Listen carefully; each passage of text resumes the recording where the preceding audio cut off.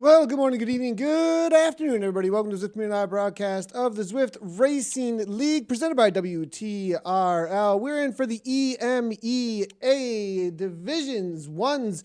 We're going to be covering a lot of the divisions across today. First up is going to be the Middle East that we are in with the men and the women in a little while, about 45 minutes from now.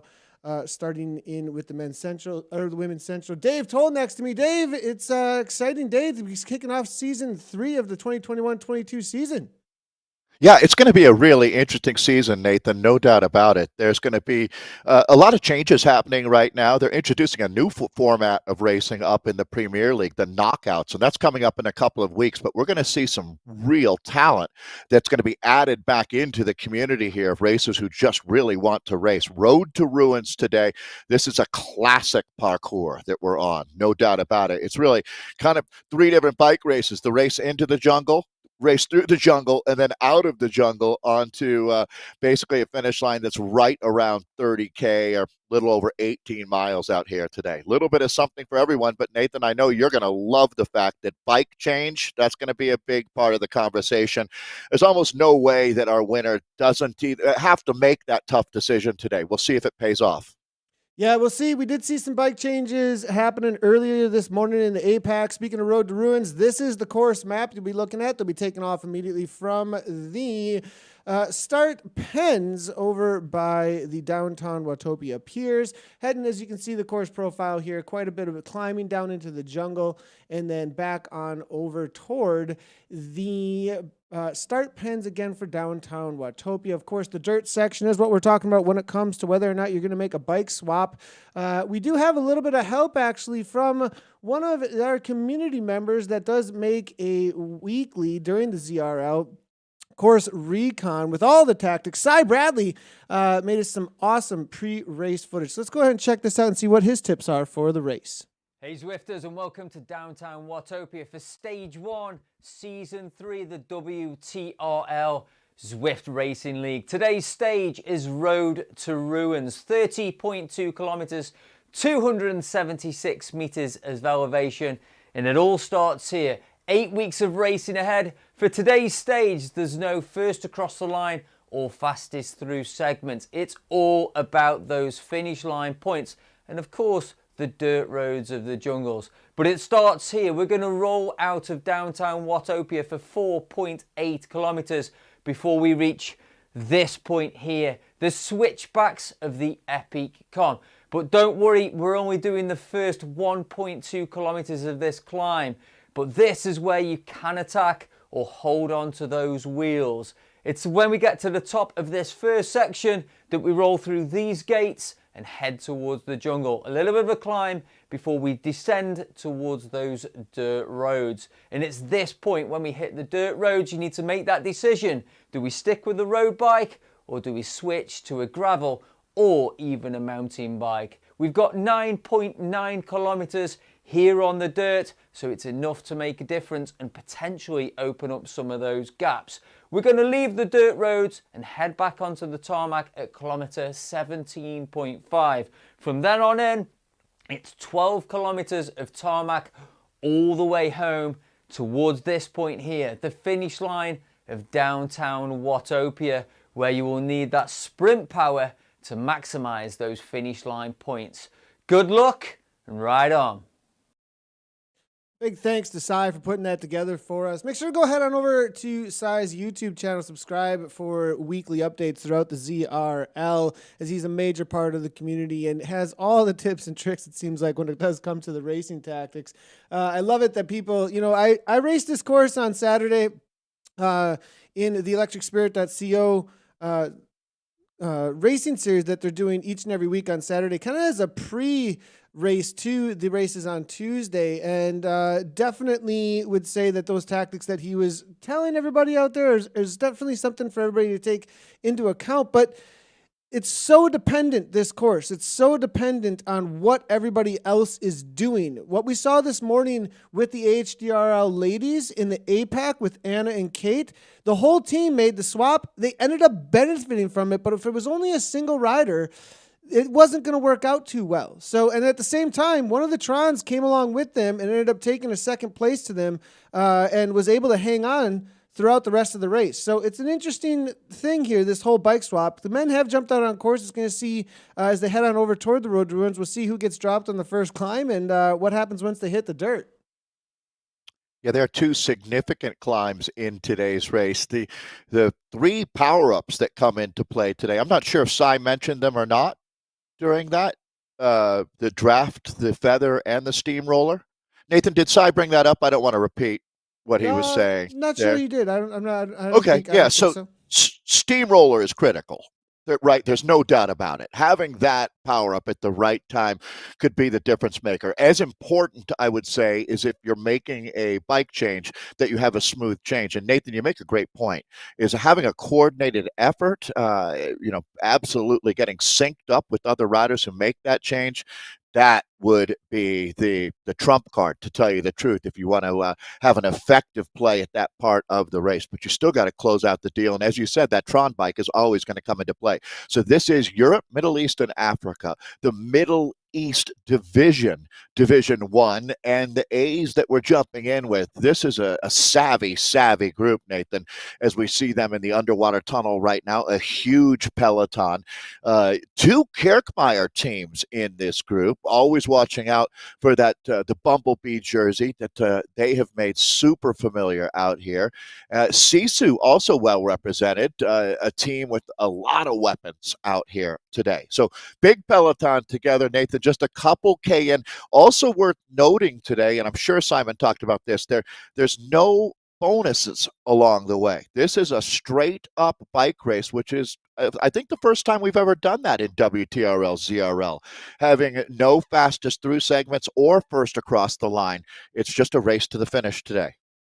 Yeah, just going to be the points across the line at the finish line today. So it's going to be all about the scratch race and who can try and get away. It does open things up. I'm kind of excited for this because it does open things up a little bit when it comes to just pure racing tactics that have nothing in between. There's no bonus points to be going for. And so because of that, nobody's going to be burning any matches other than trying to break the race apart, right? When you do have a sprint section or you have sections that people can shoot for, it's great for the team tactics. It is very esports.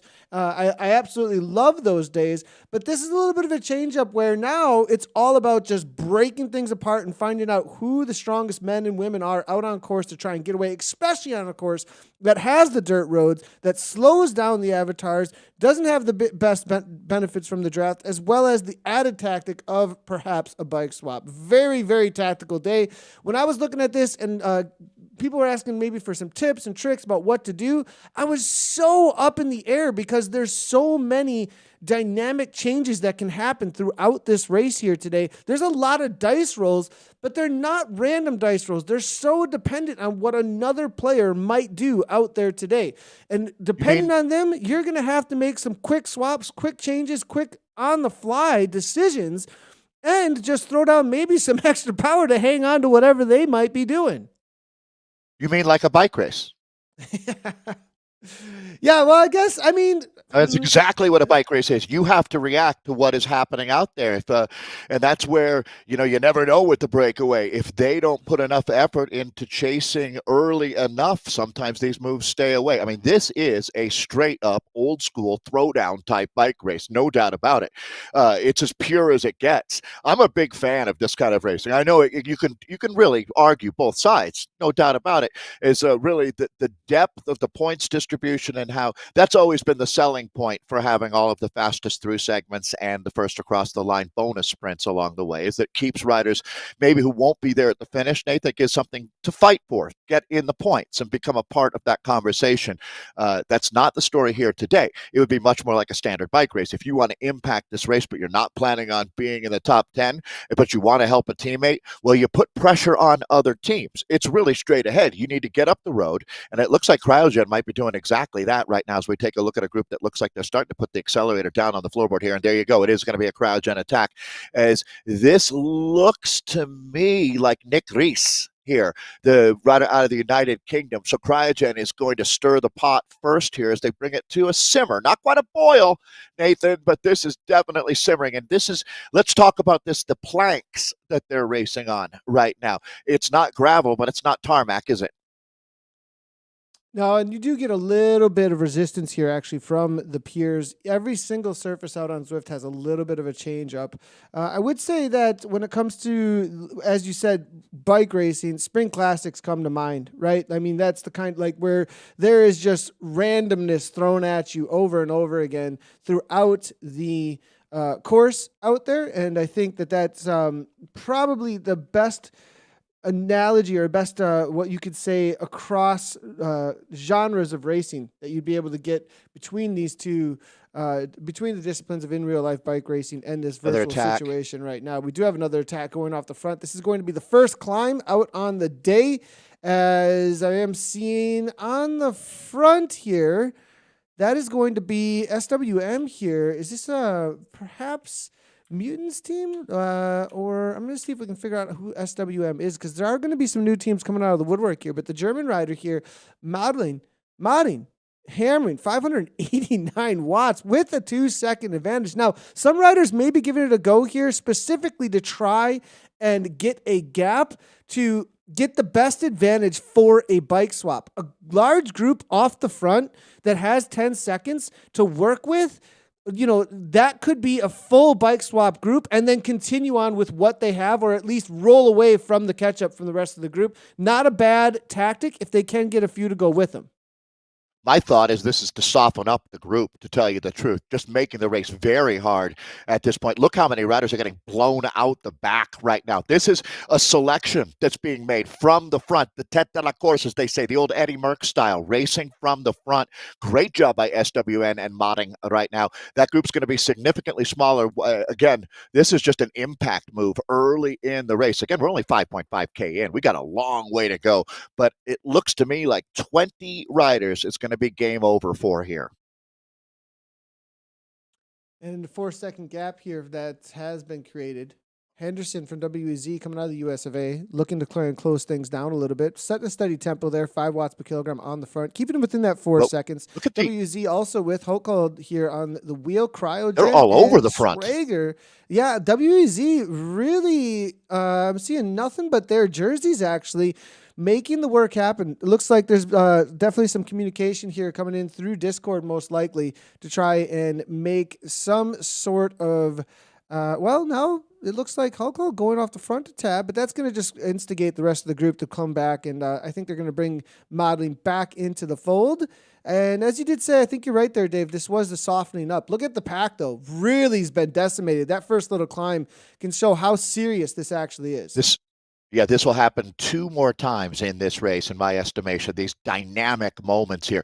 You've got to survive to get through to the other side. As they say, if you're going through hell, keep going. And that's really what it takes. You make a good analogy there, Nathan, talking about the classics, because what that racing is really making selection after selection, but not getting baited into chasing yourself too much, using other riders. Obviously, Team World Elite Zwifters did some of the work there, but they didn't want to do all of the work. If you look around, you've got the entire Kirkmeyer squadra. It looks like, I'm going to say maybe 8 Kirkmeyer riders. Again, teams are limited to 6 riders, but there are 2 Kirkmeyer teams in this group. And from that perspective, just kind of a heat map, you see a lot of yellow, don't you?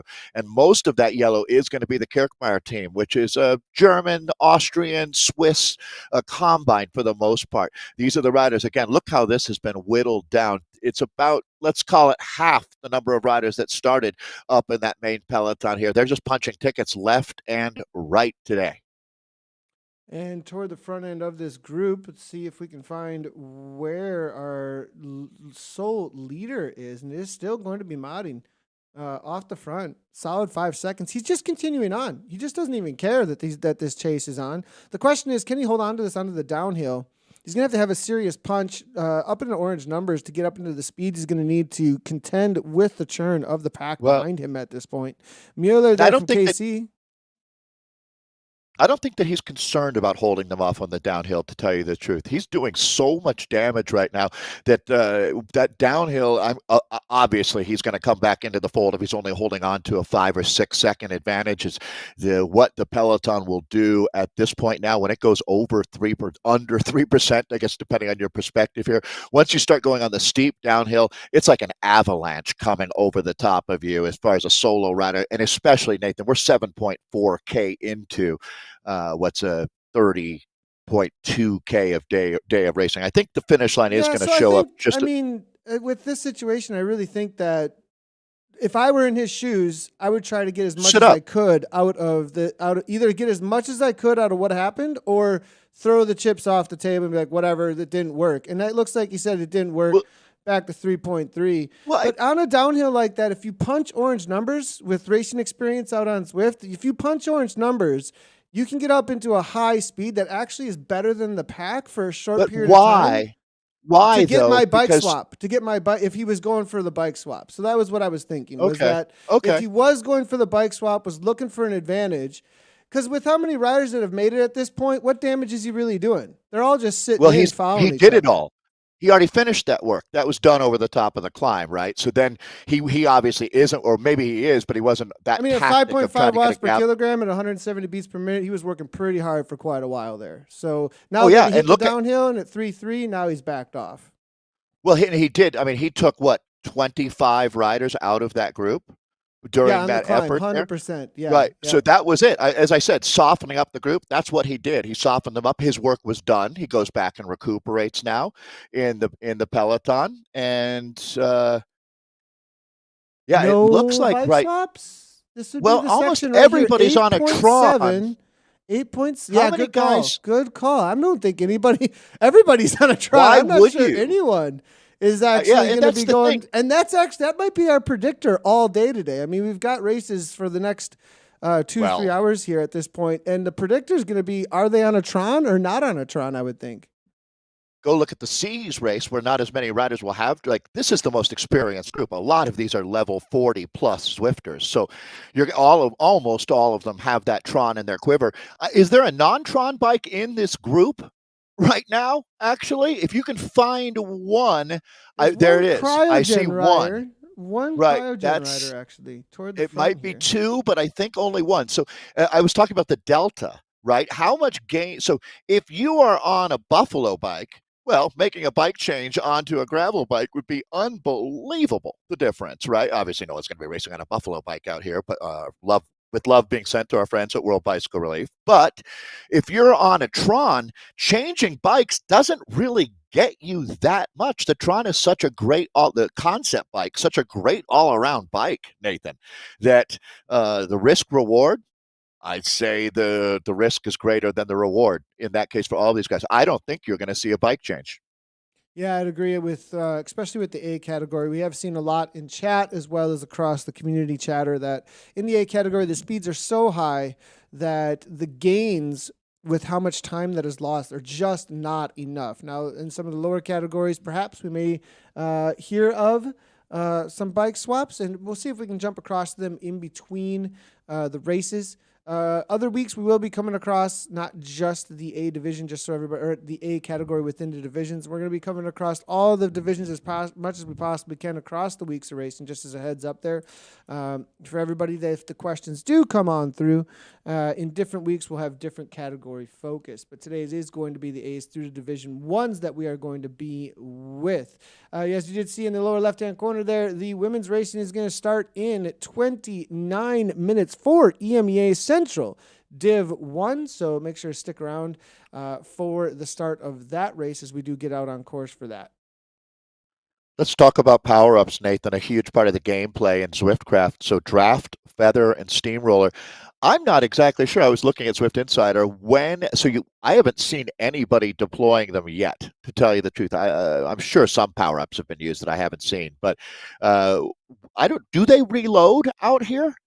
Over 30K, they must. There is one section that you are able to grab one power-up, actually. So over on... So it's a 2 power-up day, huh?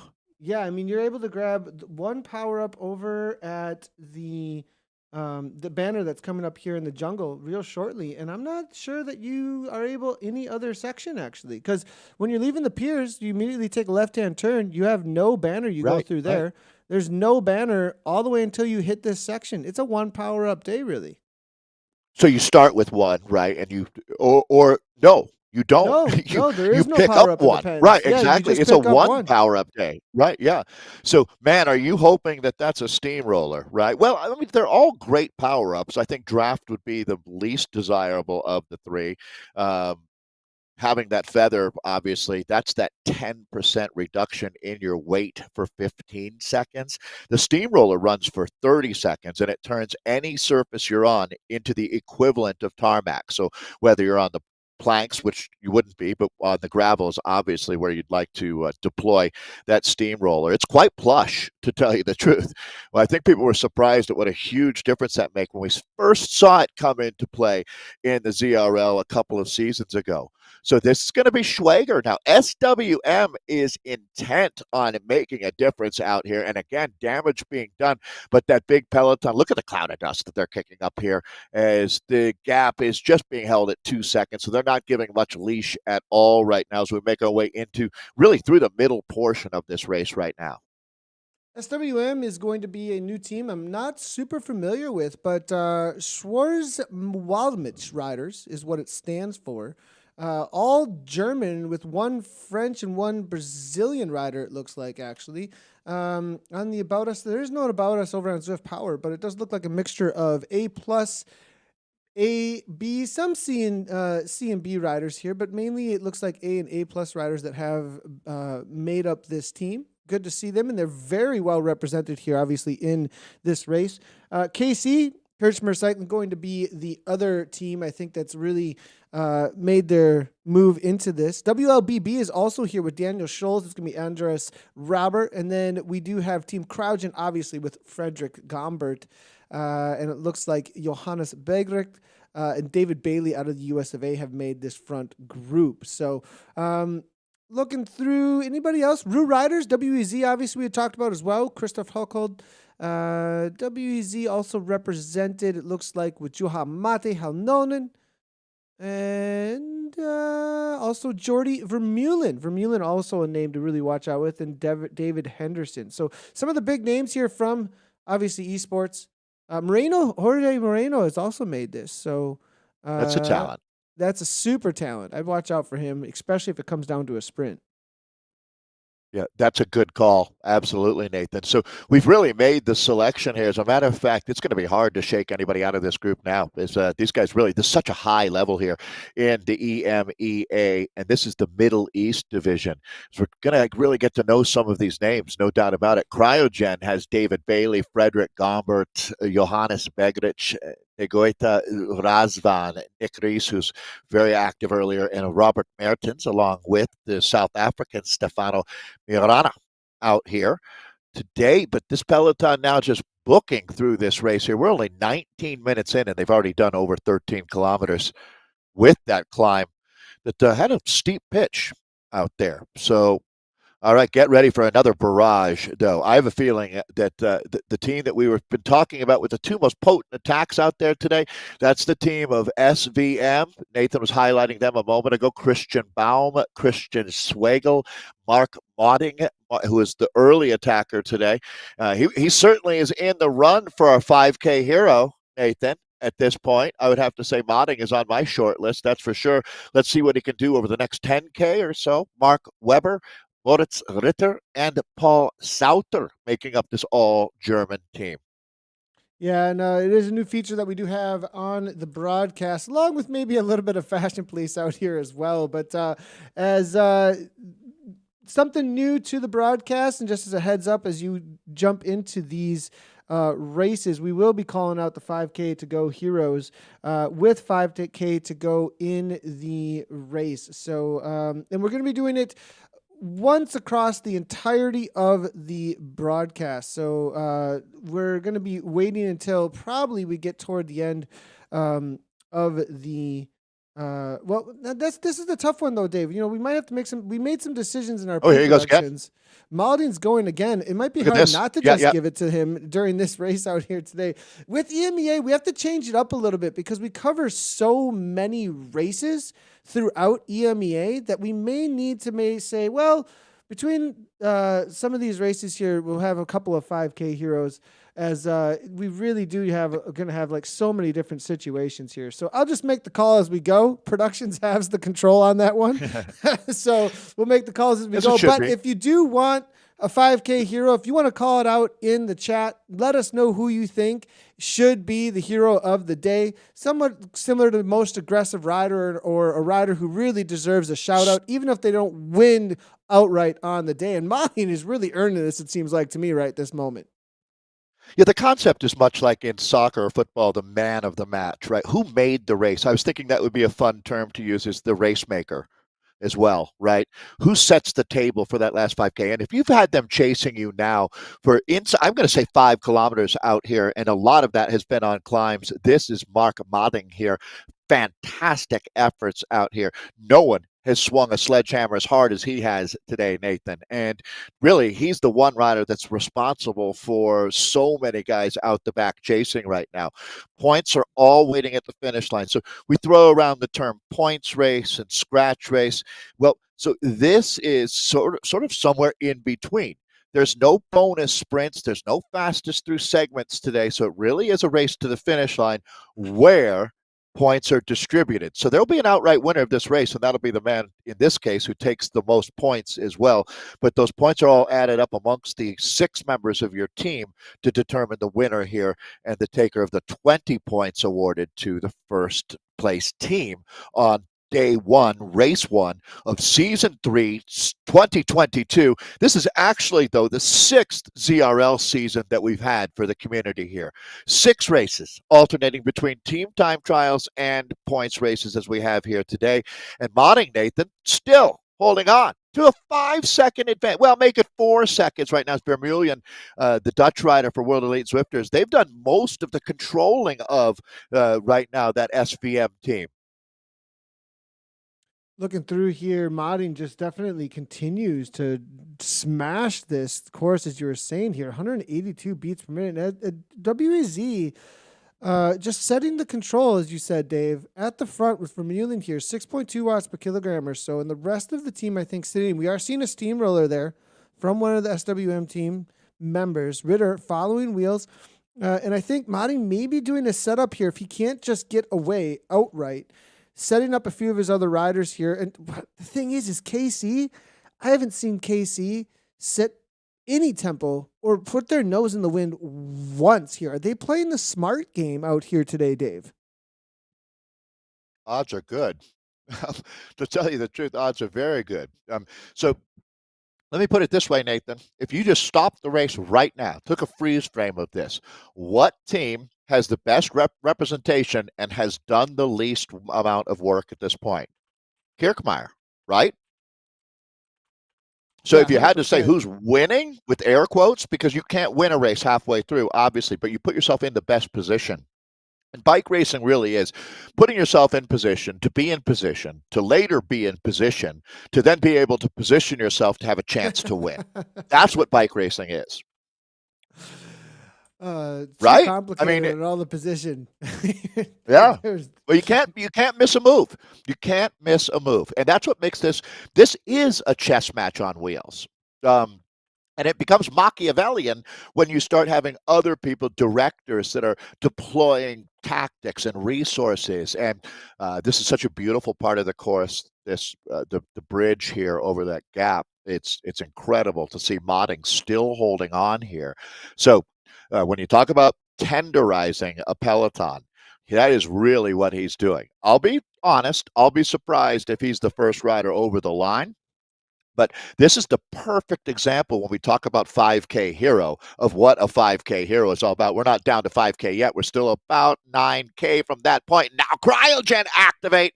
All right, here we go. This is next level here. Bike racing is going to do exactly what you talk about, Nathan. It never disappoints when you just let the racers have a blank canvas and have at it. This is what you get, the most beautiful sport in the world. And I really like this format a lot. To tell you the truth, if it was my league, we'd run all the races this way.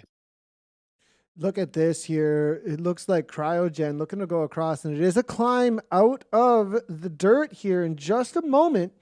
They could get a little bit of a gap. They need to really split things up. But the reality of KC behind here at this point, and the reality of how strong of a team that they are, and WZ still in there as well, how much is this really going to pay off is going to be the question here. I love it. I love it that he's given a go. 6.8 watts per kilogram, 177 beats per minute. I mean, he's not just kind of soft pedaling it in any way whatsoever right now. But is this a match worth burning? He's brought things back together here. Was modding really making them a little bit nervous? I wouldn't think so. It's a good little move. It's only 1 second here. They're going to have to really push. I think it's going to be over, though, in just a moment. We are seeing a counter, though, and that may set something up for some counter moves, though.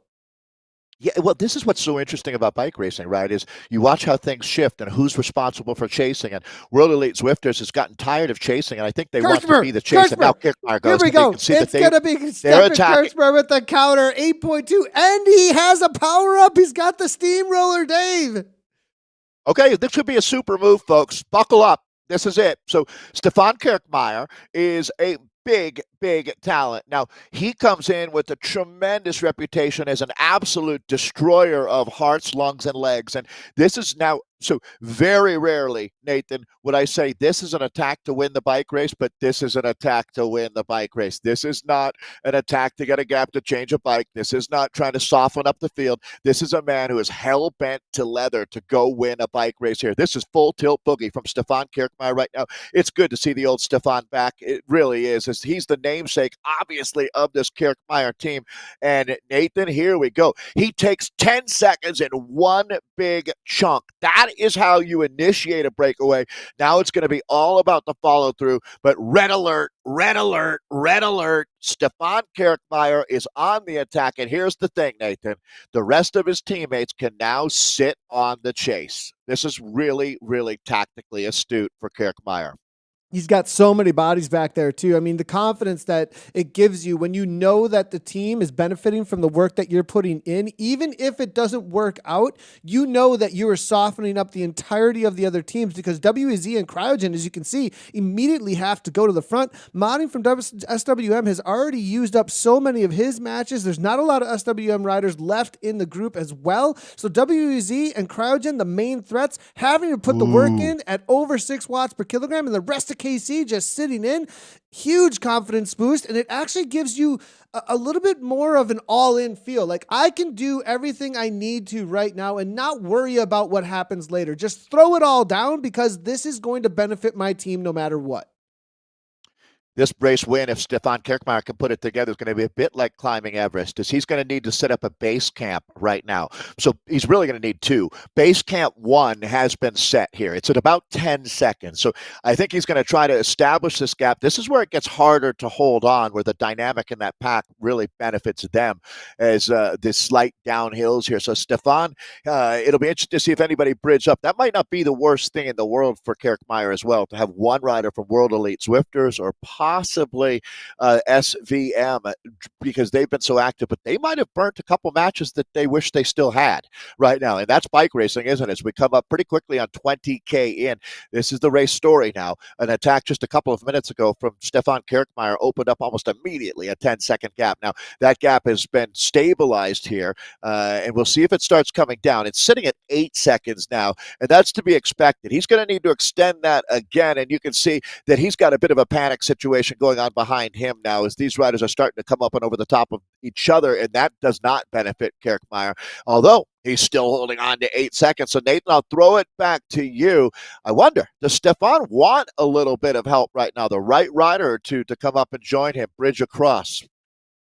You know, at 7 seconds, and it would have been nice actually to have for him, in my mind, if I were him, I would want, 3-4 riders even to come across and from each team represented here at this point. But because they all were able to cover the moves on the front there from both WEZ, also Cryogen were there, and it's down to 4 seconds at this point. But I think it definitely puts some sting in the legs because I saw 3 or 4 riders go out the back of this pack, I believe. So obviously there was some suffering. The matches were burnt. Casey was able to sit in. They didn't have to do any work, and I think they do have quite a few riders that were able to save pretty much throughout the entirety of this race for a sprint finish. Yeah, this might have been a decoy move. There's no doubt about it. And again, that's a beautiful bike racing right there when you think about it. But I would have to say these might not be the droids that you were looking for after all here. As now this is going to be interesting. It's going to flatten out here and basically remain flat or flat-ish, there or thereabouts for the rest of the way to the finish line. So the climbing is all behind them. This last descent, again, will bring them into, it's about 9K of flat. There's a little bit of rolling that they do as this group starts to string out here. This has been brutal to get to this point. A lot of riders, though, keeping their heads above water here. More Kirkmeyer moving to the front. So we can hit that reset button here at 21K into effectively a 30-kilometer race as they go up and over the bridge. Cryogen positioning themselves well up near the front. Watch out for Cryogen. This is one of the cornerstone teams in esports. And Nathan, they are all over the front. Oh, someone's going to go again. You know there's going to be another attack. I don't know. Does Stefan move himself into the, well, he certainly is part of the conversation for the 5K here. And here you go. It looks like World Elite Zwifters is going to attack here, Nathan. So that was it. Another rider pops the cork on the front of this group. Yeah, and I wanted to give a shout out to Kiko Real, coming out of Spain, actually. The rider for World Elite Zwifters who did a huge amount of work on the front end of that pack to bring back Kirkmeyer. What a cool name. Yeah, super solid efforts there. And he was obviously the workhorse for WEZ to try and make sure that it just didn't get out of control. We saw 6 to 7 watts per kilogram from him all the way from the dirt, leaving the dirt until the crest, essentially, of leaving that jungle section. So big shout out to him for making those efforts there to bring Kirkmeyer back. Kirkmeyer, though, sat in on his wheels, and as you can see, still a solid 1, 2, 3, 4 jerseys with KC on the back there. I am seeing Cryogen well represented, also with 4 jerseys. WEZ getting the benefit, though, of that teamwork, also with 4 riders. We got 4v4v4 out here with a couple of other teams represented. SWM are also there with the Grays. I mean, this is a straight heads-up 16 riders from different teams all against each other. Are we going to see the attack late in the race here, as there is some solid... I would say about 8K to go here at this point. It's a little bit of a downhill into a flat to the finish line. So it's going to be really hard to get a gap. It's going to be tremendously interesting to watch that. I finally figured it out, Nathan, talking about points races and scratch races. What this is a one race omnium, actually, because it's points based. It's also team-based here. So the first place rider is going to get the most points, second on down. And that being said, the points are stacked heavily enough to the top end, as they should be. Our points schedule is perfect in my mind, that if you put 2 riders into the top 5, you have an incredibly good chance of winning this first race of Season 3 2022. And there's a couple of teams, Cryo, certainly World Elite Zwifters, SVM, and Kirkmeyer, KC, you see there, look like they still got a good shot of doing that. I don't want to sell anyone short, however, because we want to take some inventory here as one of the most active riders out here today. Another rider you could talk about with that 5K hero, Vermeulen. Phenomenal effort from the Dutchman, and here he goes again, putting him back into the hurt locker. Work too, Dave. Big work when it comes to WEZ. He was one of the other riders that was on the front end, especially over the top of the dirt climb, leaving the jungle. You know, as they were making their way over toward the bridge, I saw Vermeulen on the front continually bringing modding back. So SWM, I think that they really, though, were the ones that risked it before that river card. You know, they were the ones that really risked the chips on the table prior to seeing the entirety of the game. And I think modding really was one. I mean, that rider just blew, I think, every match he had and is just sitting in at this point waiting for a sprint, because I'm not sure he's going to have a whole lot left in the book here. But Vermeulen here setting almost a 7 watt per kilogram tempo, and Cryogen having to keep it within striking distance. With all due respect, I think for Team SVM, this was your welcome to the ZRL A-level racing moment. It's so tough out here, right? It's easy to get baited into thinking that you're doing a lot of damage when you realize, oh my gosh, these other teams have actually been sitting on a powder keg out there. And experience makes a huge difference in esports racing. Having that Zwift craft, and here, look at this. Watch Kirkmeyer right now. It's going to be that yellow and black, and they're moving all over the front here. This is going to be a bit of a dynamic moment as we're inside of 6K. 6K to go here, Nathan. And I feel a bit of a shift in the power control on the front of the group. I don't know that it'll be Stefan Kirkmeyer attacking. This team has so many weapons out here. Let's see what happens next. WZ to the front here now, maybe through the dirt section, trying to roll things on through. KC, though, as you did say, we're taking control here, but at this point, it's anybody's race still. I do see Innovation in there with a single jersey. I believe, no, 2 jerseys actually from Innovation. So it'll be interesting to see. You know, we've got these quieter teams that have just a little bit of representation. Rue Riders are there. Innovation is there. I believe we also have a WLBB rider still sitting in and waiting perhaps for the right moment to follow a wheel. So some of these other riders that maybe we haven't paid as much of attention to might be able to sneak something in here later in the race for just a follow-up attack, or just wait for that sprint as all these other teams kind of wear each other out. There is that conversation and tactic to be talked about. Well, and I think that's a great point, Nathan, because one thing that's really true is bike racing is always going to be bike racing. As far as maybe like wrestling or boxing, at some point it's you against the earth and against these other riders, and having a team and team help. When you go that deep into the pain cave, you can no longer process that kind of thing. You're just trying as hard as you possibly can to drop a rider or not get dropped. I'm thinking of, this Tour of Flanders here, how hard Mathieu van der Poel fought to not get dropped. And that's really where the race was won. It's just fantastic. And same thing out here. When you look at every one of these riders sitting in this group has to have dreams of winning this race outright, and then let the chips fall where they may as far as how your teammates are able to do, and do you have enough riders getting enough points to win the day as a team. But you can only do what you can do. But the flip side of that is you're going to do what you can do. And if you're in a group of 5 going to the line, you can only try as hard as you can. There is no more than that. 100%. And a lot of these guys want to win a bike race today. You know what I mean? It doesn't matter what team they're on. Yeah. Exactly. It doesn't matter exactly on that front.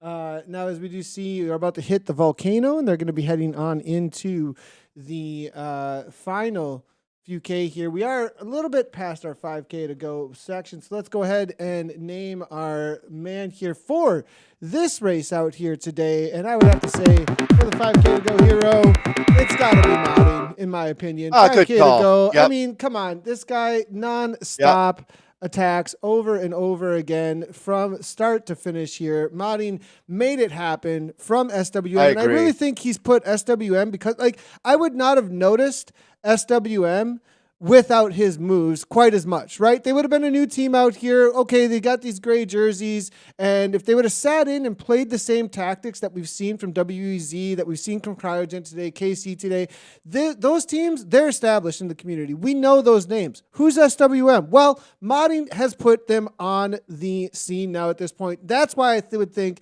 in this race here, he's got to be our 5K to go hero. Now, can they deliver, though, when it comes to the rest of this race? Yeah, it's funny, Nathan. As you say that, I'm realizing so they're racing in the white Zwift jersey here. They have 3 riders here, so not 4. 4 riders in this group. So they are definitely punching above their weight. No doubt about it. So great call on 5K Hero. I love that new feature. I love having Cy Bradley involved too to break things down for us. He brings so much experience. And Kiko Ariel here. He has been phenomenal. World Elite Zwifters is on the attack. Get ready, folks, as this is going to be interesting. It's a potent 2-rider combo going up the road as the Finnish rider Halonen is with them here. So this is interesting, Nathan. We haven't seen anything quite like this in a while. A tandem parallel attack going up the road, and they're inside of 3K to the line. This has got to have the alarm bells ringing here.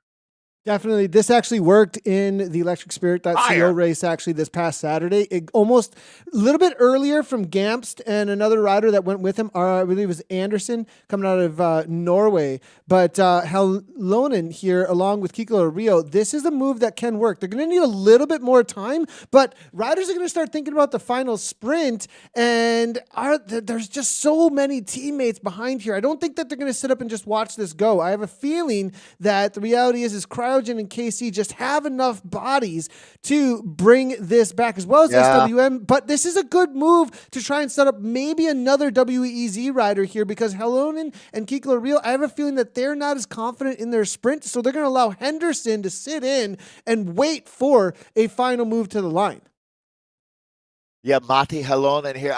Boy, I mean, a rider has came across. I thought that was actually going to be the whole group. Now we've got Marana involved as well, coming out of South Africa. Wow. Okay. Well, that certainly changes the dynamic, and they're inside of 2K to go. But Nathan, going back to what you're saying, it's ominous with that peloton just lurking 4 seconds. Make it 3-4 seconds back right now. I love the fact that, fortune favors the brave, and certainly World Elite Zwifters are playing their cards at the right time. And it looks like, is Kiko going to soldier on alone? Oh, I love the heart that this Spanish rider has. Heart of a lion out here, as he's down to 1.5K. Advantage is going up, so a power surge right now, dimming all the lights on Watopia. They're going to come back now. So Mejorana here is doing some work. The cryogen rider is in play. These 3 might do it, Nathan. That could be 3 spots rolling up the road.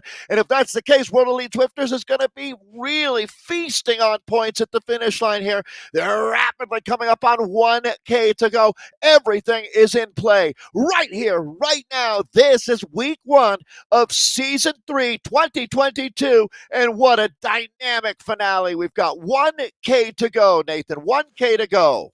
They're into that final roll in here. It's a downhill finish to a flat, all-out sprint here at this point. The speeds are going to really start picking up, and here comes the pack. 9 watts per kilogram. They're going to swallow up this break easily at this point. It's going to be KC on the front, hammering away. Here come the power-ups now, as we do see. It's going to be Frank Force. Kiko Rio trying to hang on, but it's going to be Stefan Kirkmeyer perhaps to the line. No, SWM. Who's on the front from SWM? It's going to be Modin. It's their 5K to go. Hero trying to hold on. Is he going to be able to do it? He doesn't. Marty puts SWM on the map. What a move from them. What a ride from Marty today.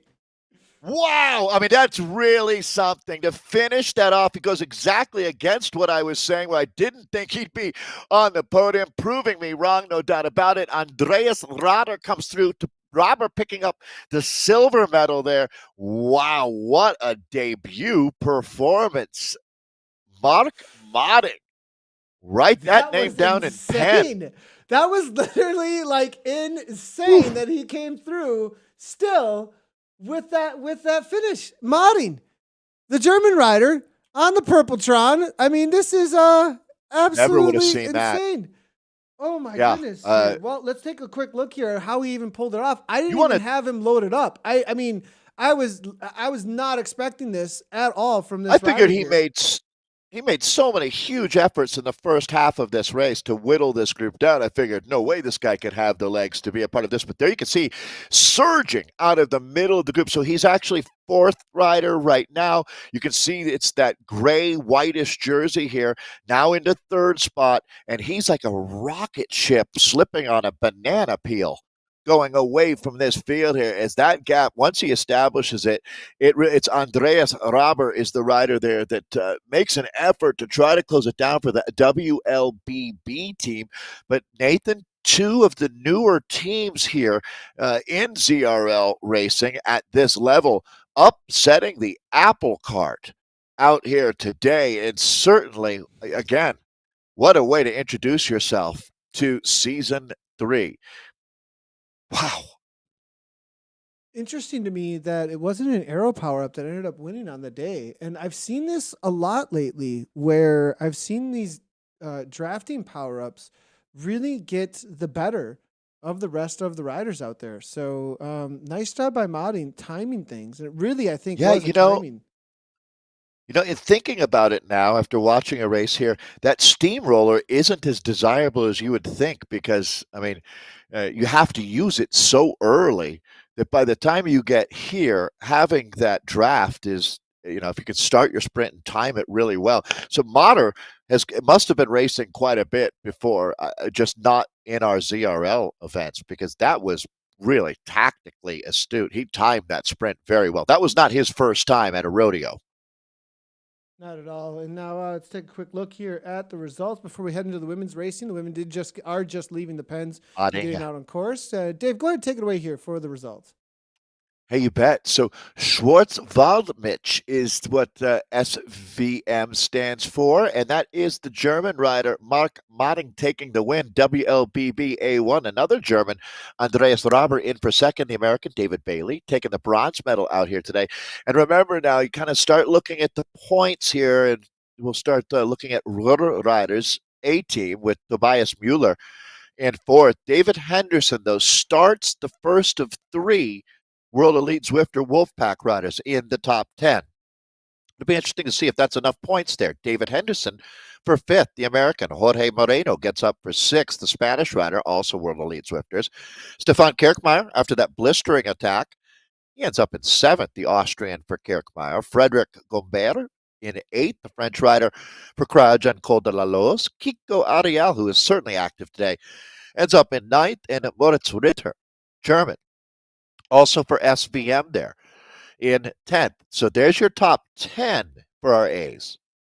Yeah, nice job to all the riders out there. Big shout out to SWM for what they were able to pull off out here today. And now we're going to jump right on in. We are in with the EMEA Central. Women are jumping out on course. And again, Road to Ruins. And as they do, we can start getting a look at who is represented in EMEA Central. Rave On.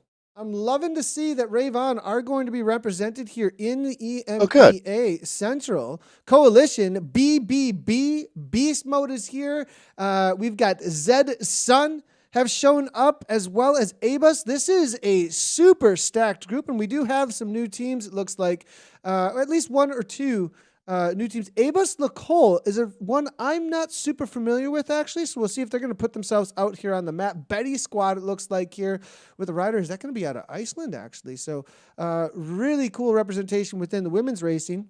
And it looks like Aeonian also got some jerseys out here today. I think you muted your mic, Dave, just a heads up. Sorry there. It'll be interesting to see who we've got with Aeonian here today. It is definitely Zwift weather where I am. And Ariel Verhaeren, the Olympian, the BMX star who was on the U.S. national team. Daniela Estrate. Oh, Nathan, I like holy how cow. This is the A team. You just kind of threw out, the Olympian, no big deal. That's kind of normal around here. It is kind of normal around here. I mean, that's the crazy thing is like, I just got to highlight bizarre. This, that back in the day, we used to flip out, we'd be like, oh my gosh, and now it's like, this person's got this on there, this person's done this. I mean, it's one like of 5 Olympians in this race. Or whatever. Right. No, totally. It's awesome. I mean, this community is so diverse, and also all the different disciplines that come together to ride and race on Zwift, right? BMX or mountain biking or road or track, all of it here. Gravel as well. And so one of my Ashton Lambie does them all. Right. I absolutely love watching what this community is able to uncover. So, Daniela Strate as well, the Romanian rider. What a talent she is. I mean, she's one of the big stars from the past seasons of Premier League. And then Monalee Keller, the Canadian who lives in Seattle. She's a legend, no doubt about it. Sabrina Curtil is a rider that I'm becoming familiar with. The French rider, Rebecca Kearney, is out of United Kingdom.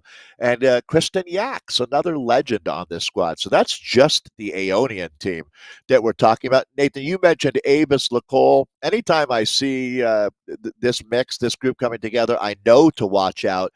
And this is going to be the team of a rider that we've become familiar with, the Finnish rider. And I apologize for my pronunciation, Nathan. I think you've got this one a lot better than I do. Laura Van Opa. Vinopa. Yeah, you got that. I think Yeah, you got that right. she's a rider to watch. Yeah, I Look would for watch that out for finish. Vinopa for sure. We've seen her take down sprint. I think she's really an all-arounder too. Like it isn't like Agreed. one part of her discipline is going to be so much stronger than another. She can follow moves when it comes to an FTP effort. She's going to go with the climbs in the VO2, and I have a feeling if she does come down to a sprint, she will be one of the favorites on the day. Yeah, and there's another rider, Nathan, that is on my short list of the next big thing. She is a monster, and watch out today for Sammy Stewart with the Canyon Beta team. This is a team stacked with talent. Amanda Argue, Angela Ukena, Hannah Johansson, Kimberly Redmond, Mikey van der Plas, Noosh Greenaway, and then Sammy Stewart. I see that the Norwegian, Siri Hildenen, is back with us. She's an extremely experienced rider and brings a lot to that Canyon team. But watch out for Sammy Stewart today. She's got it all. As we do head into the climb here in just a moment, this is going to be the first section of the course that the riders are going to take on for some sort of a breakup. I think in this women's race here, this is going to be all hands on deck. Abus Lecole making their way to the front. It looks like it's an all Belgian team. From what I'm seeing here, they're even using the BZR kit, as you can see. So 3 riders immediately to the front. This is a no joke move here, it looks like at this point. That BZR kit is so close to the Belgian national team. I could see why you'd want to use it. You know who else we have here? Maria Marb, Nathan, Beast Mode, presented by Rose. They've got a strong team. This is going to be great racing all season long. And speaking of that, here we go. All right, so that Abus Lecole team, you can see the Belgian flags all over the top of the table right now, and it looks like that's going to be Greenaway here, the rider trying to close things down, and they have, and that looks Gabrielle Schumann attacking now on the climb. It gets steep, and she'll start putting them in the hurt box. All right, so Schumann hitting hard right now. Nathan, look at this. This is going to do a lot of damage now. We might have a 5K hero in the making here with Schumann, the Brazilian racing out of Germany. And it looks like Walkenhorst here from KC trying to shut this down here at this point. This is going to be kind of the similar situation from what we saw in the men's race just a moment ago, as SWM sent a rider immediately to the front on this climb, modding, really doing some damage, and Schumann doing something very similar here. And it looks like immediately the pack completely breaking apart here at this point. Schumann putting on a show. They say art imitating life, right? Well, Gabrielle Schumann is an artist right now with her paintbrush, just throwing paint down, because she is very potent rider, absolutely could win this race, and she right now is just blowing this thing to bits out here on Watopia. It's some folks I realize are just joining us for the women's race now on this climb. Now it's the steep part is where Gabrielle really started to do that damage. Now things starting to settle in a little bit. We've got 30K of racing, but a lot goes down early out here.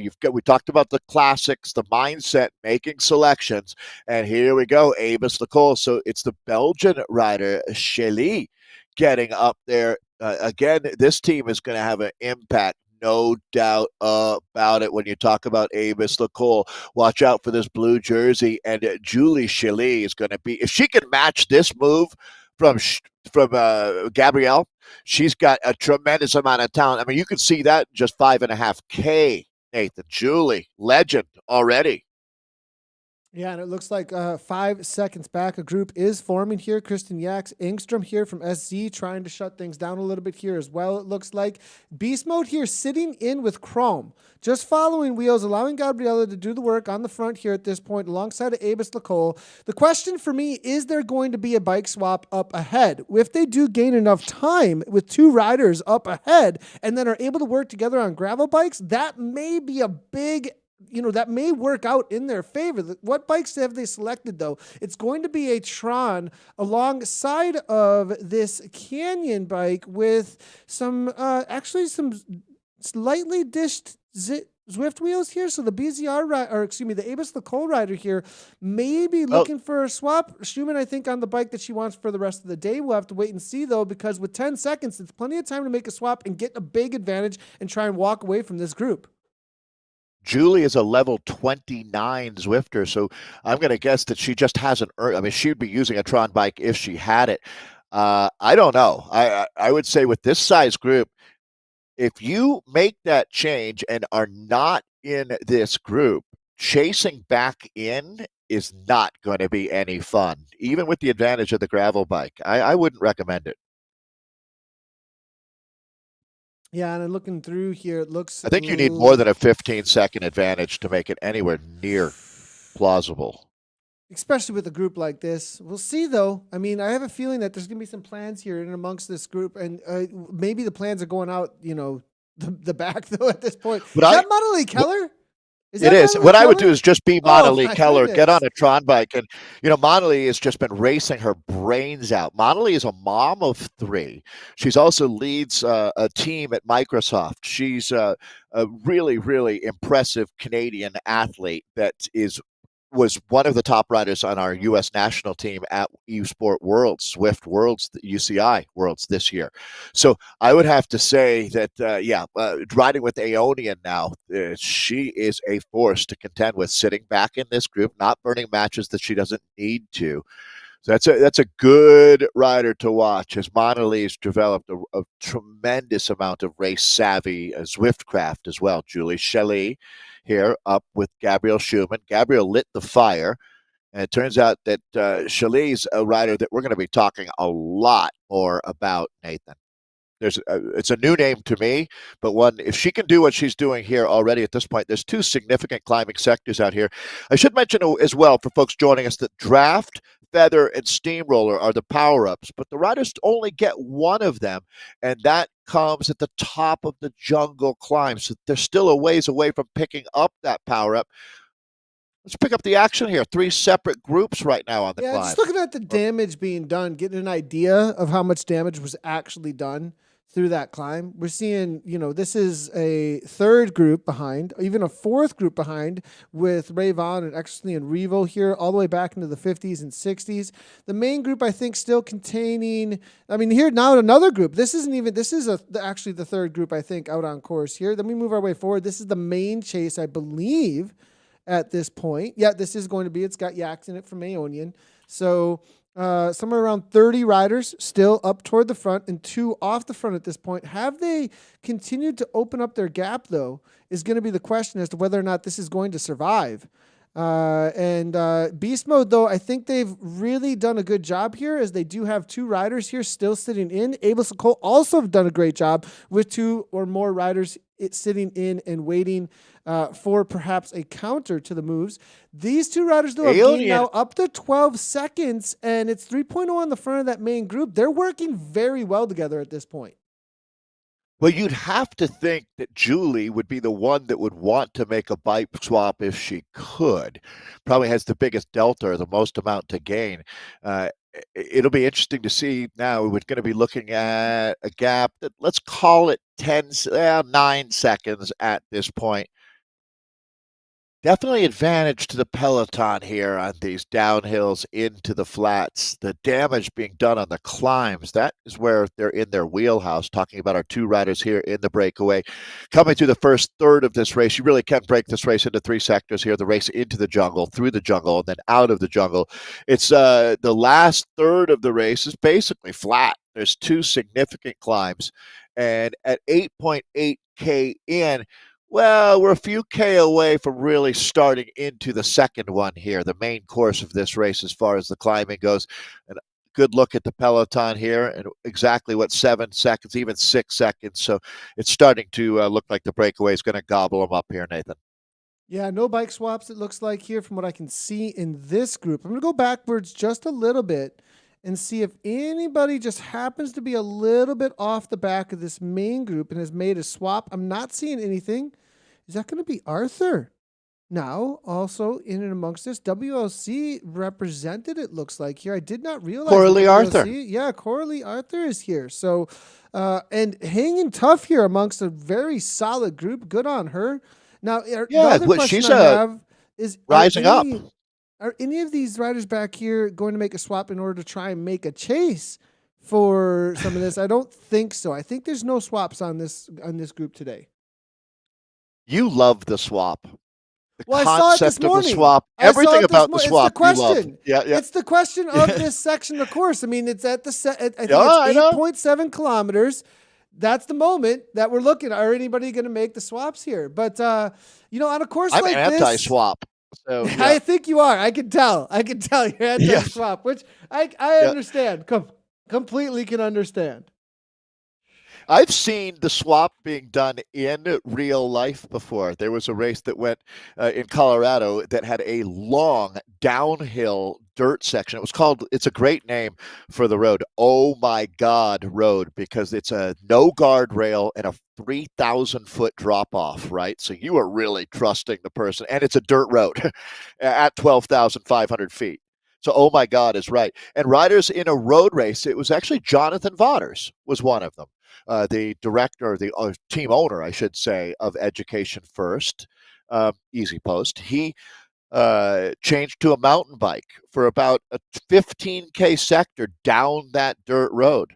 And he wasn't the only one to do it. So, there's no doubt it works, and it's really fun.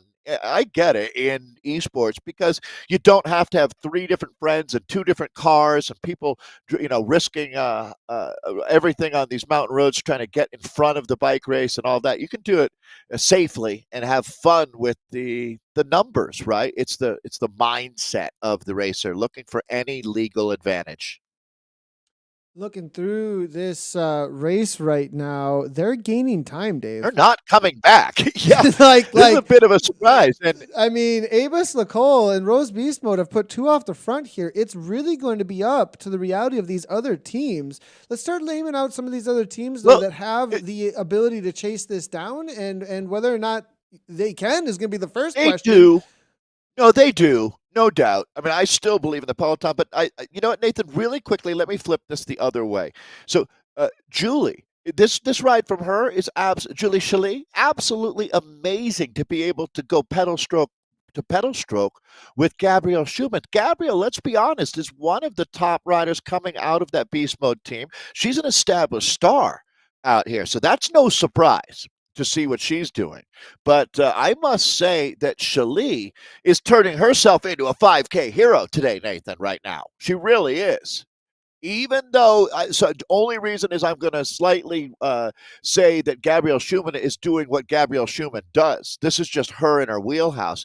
I think maybe just a factor that we had heard it. Well, I had. Did you know Chalet coming into this one? Were you familiar with her talent? No, and the Abus Lacole, I haven't either. I did get a Yeah, private message this is though, big. just during this race, actually.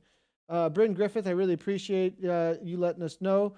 Abus is the new sponsor, actually, as BZR is no more BZR. So I'm being told that Abus is the new sponsor of this team. And so, but Chalet here putting their name on the map now at this point, similar to what we saw with SWM in the last race. Now, can they hold on? You do see the reality of the downhill. Now, I would be a little bit encouraged as a part of this breakaway at this point, actually, because you've held on to 8 seconds through the section that they should have brought back time.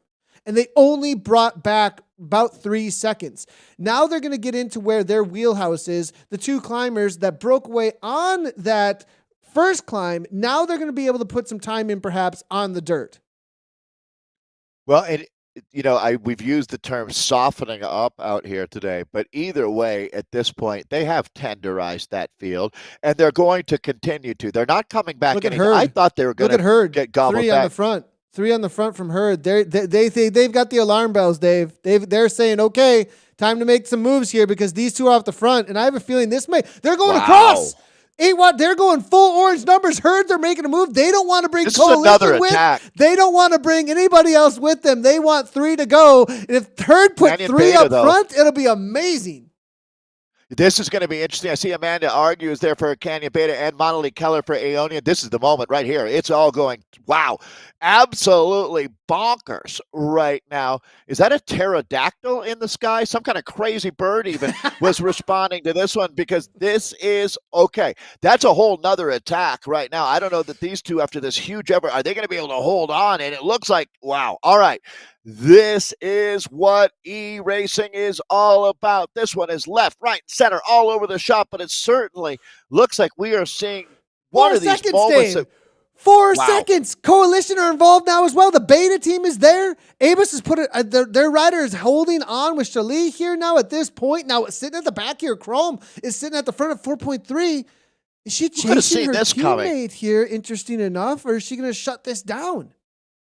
Well, and now they've got a lot of climbing ahead of them, really. It's going to be about 4.5K of hard work from here on out. There's that steamroller. So draft, feather, and steamroller. The steamroller turning this gravel sector into smooth tarmac right now. And no better way to get a gap. Combine a deep effort with that steamroller, and you're going to go right off of the front, as we're seeing from a couple of steamrollers going up all over the place. Now, if you've got it, now is the time to use it. Hag's going. She is a monster when it comes to any kind of punch. Watch out for her. Shalee's trying to follow again, but she's got the steamroller at the perfect time. When you hit the dirt on this little bit of uphill, roll right in with some speed, and now beast motor on the attack again.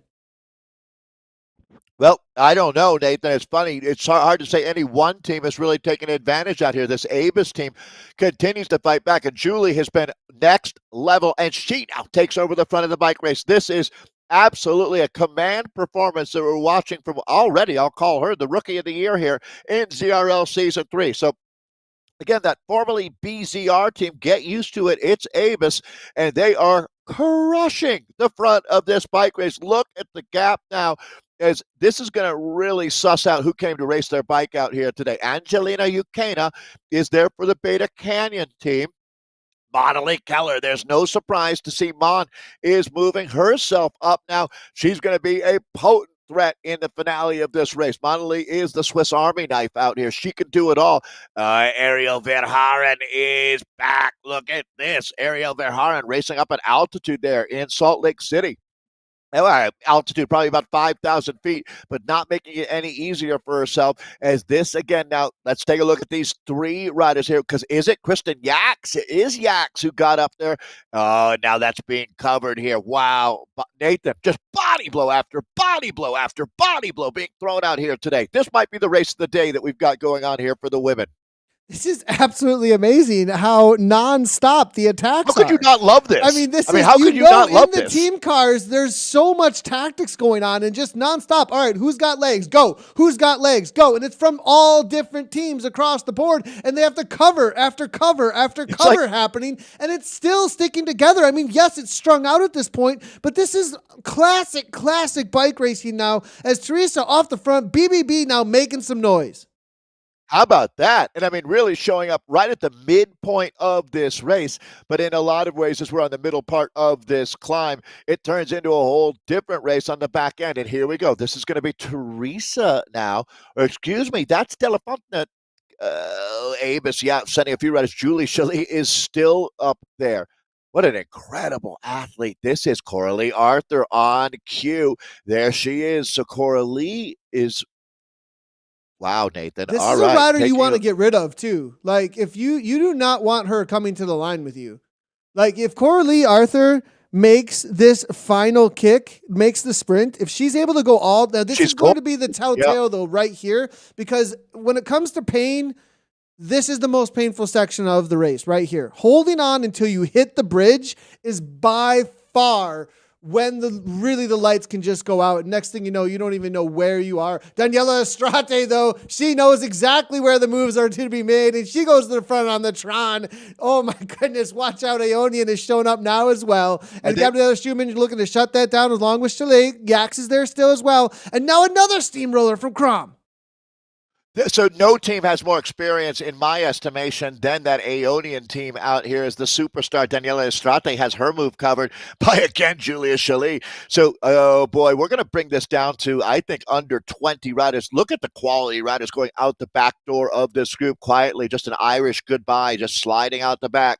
No more to be heard from here. Coralie Arthur. Nyberg, I got to say, Kalinowski. Okay. I mean, they're all going out the back here at this point. And this is serious talent. Big names. Yeah. Oh, my goodness. So, and look at this, Sammy Stewart, who's one of my picks. I really think Monalee Keller and Sammy Stewart are going to be on this podium here today, one way or another.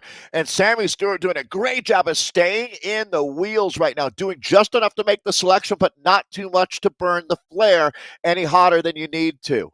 Really experienced, sitting right in the middle of that group. Shirley goes to the front again.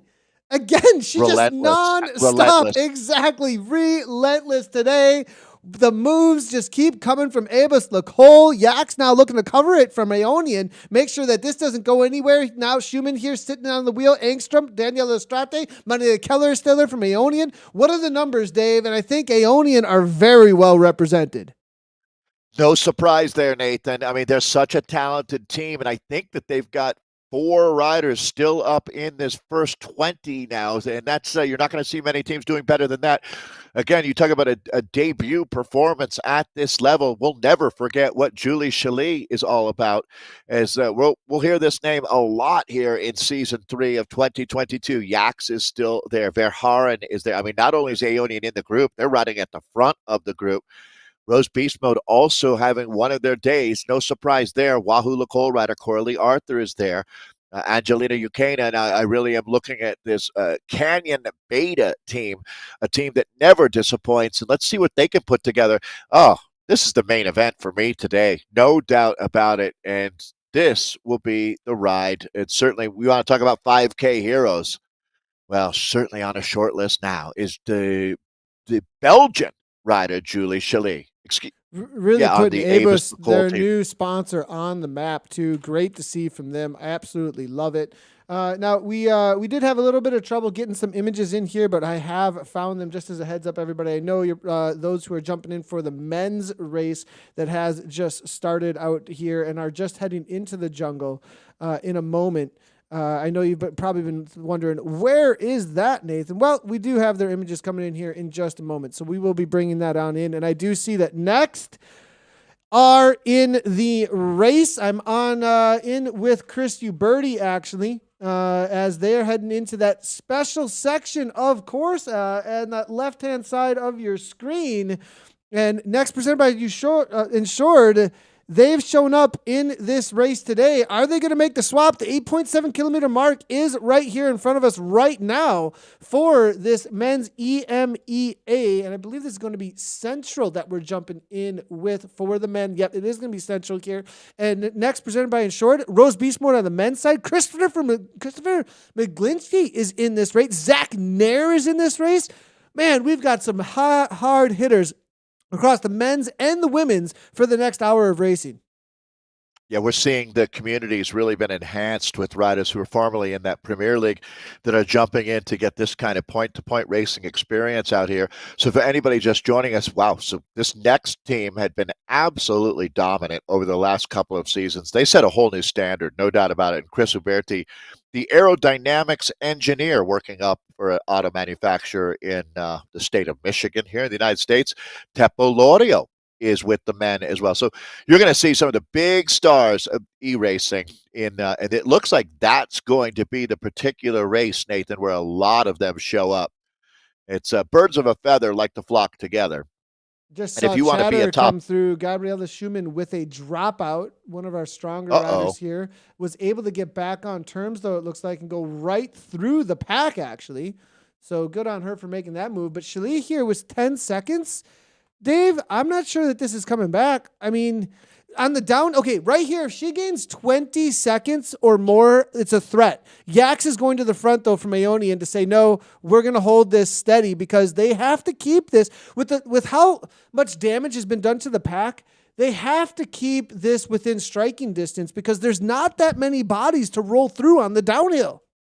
And that's exactly it, Nathan, it's no longer a pack. It's a reduced chasing group, and that greatly benefits Julie Chailly. We're going to find out just how deep she's willing to dig, as that woman is a wattage cottage. There's no doubt about that. And at this point now, there's an unknown factor. I would not bet against her. Ariel Verhaeren, moving up now for Aeonian, so they're participating in the chase.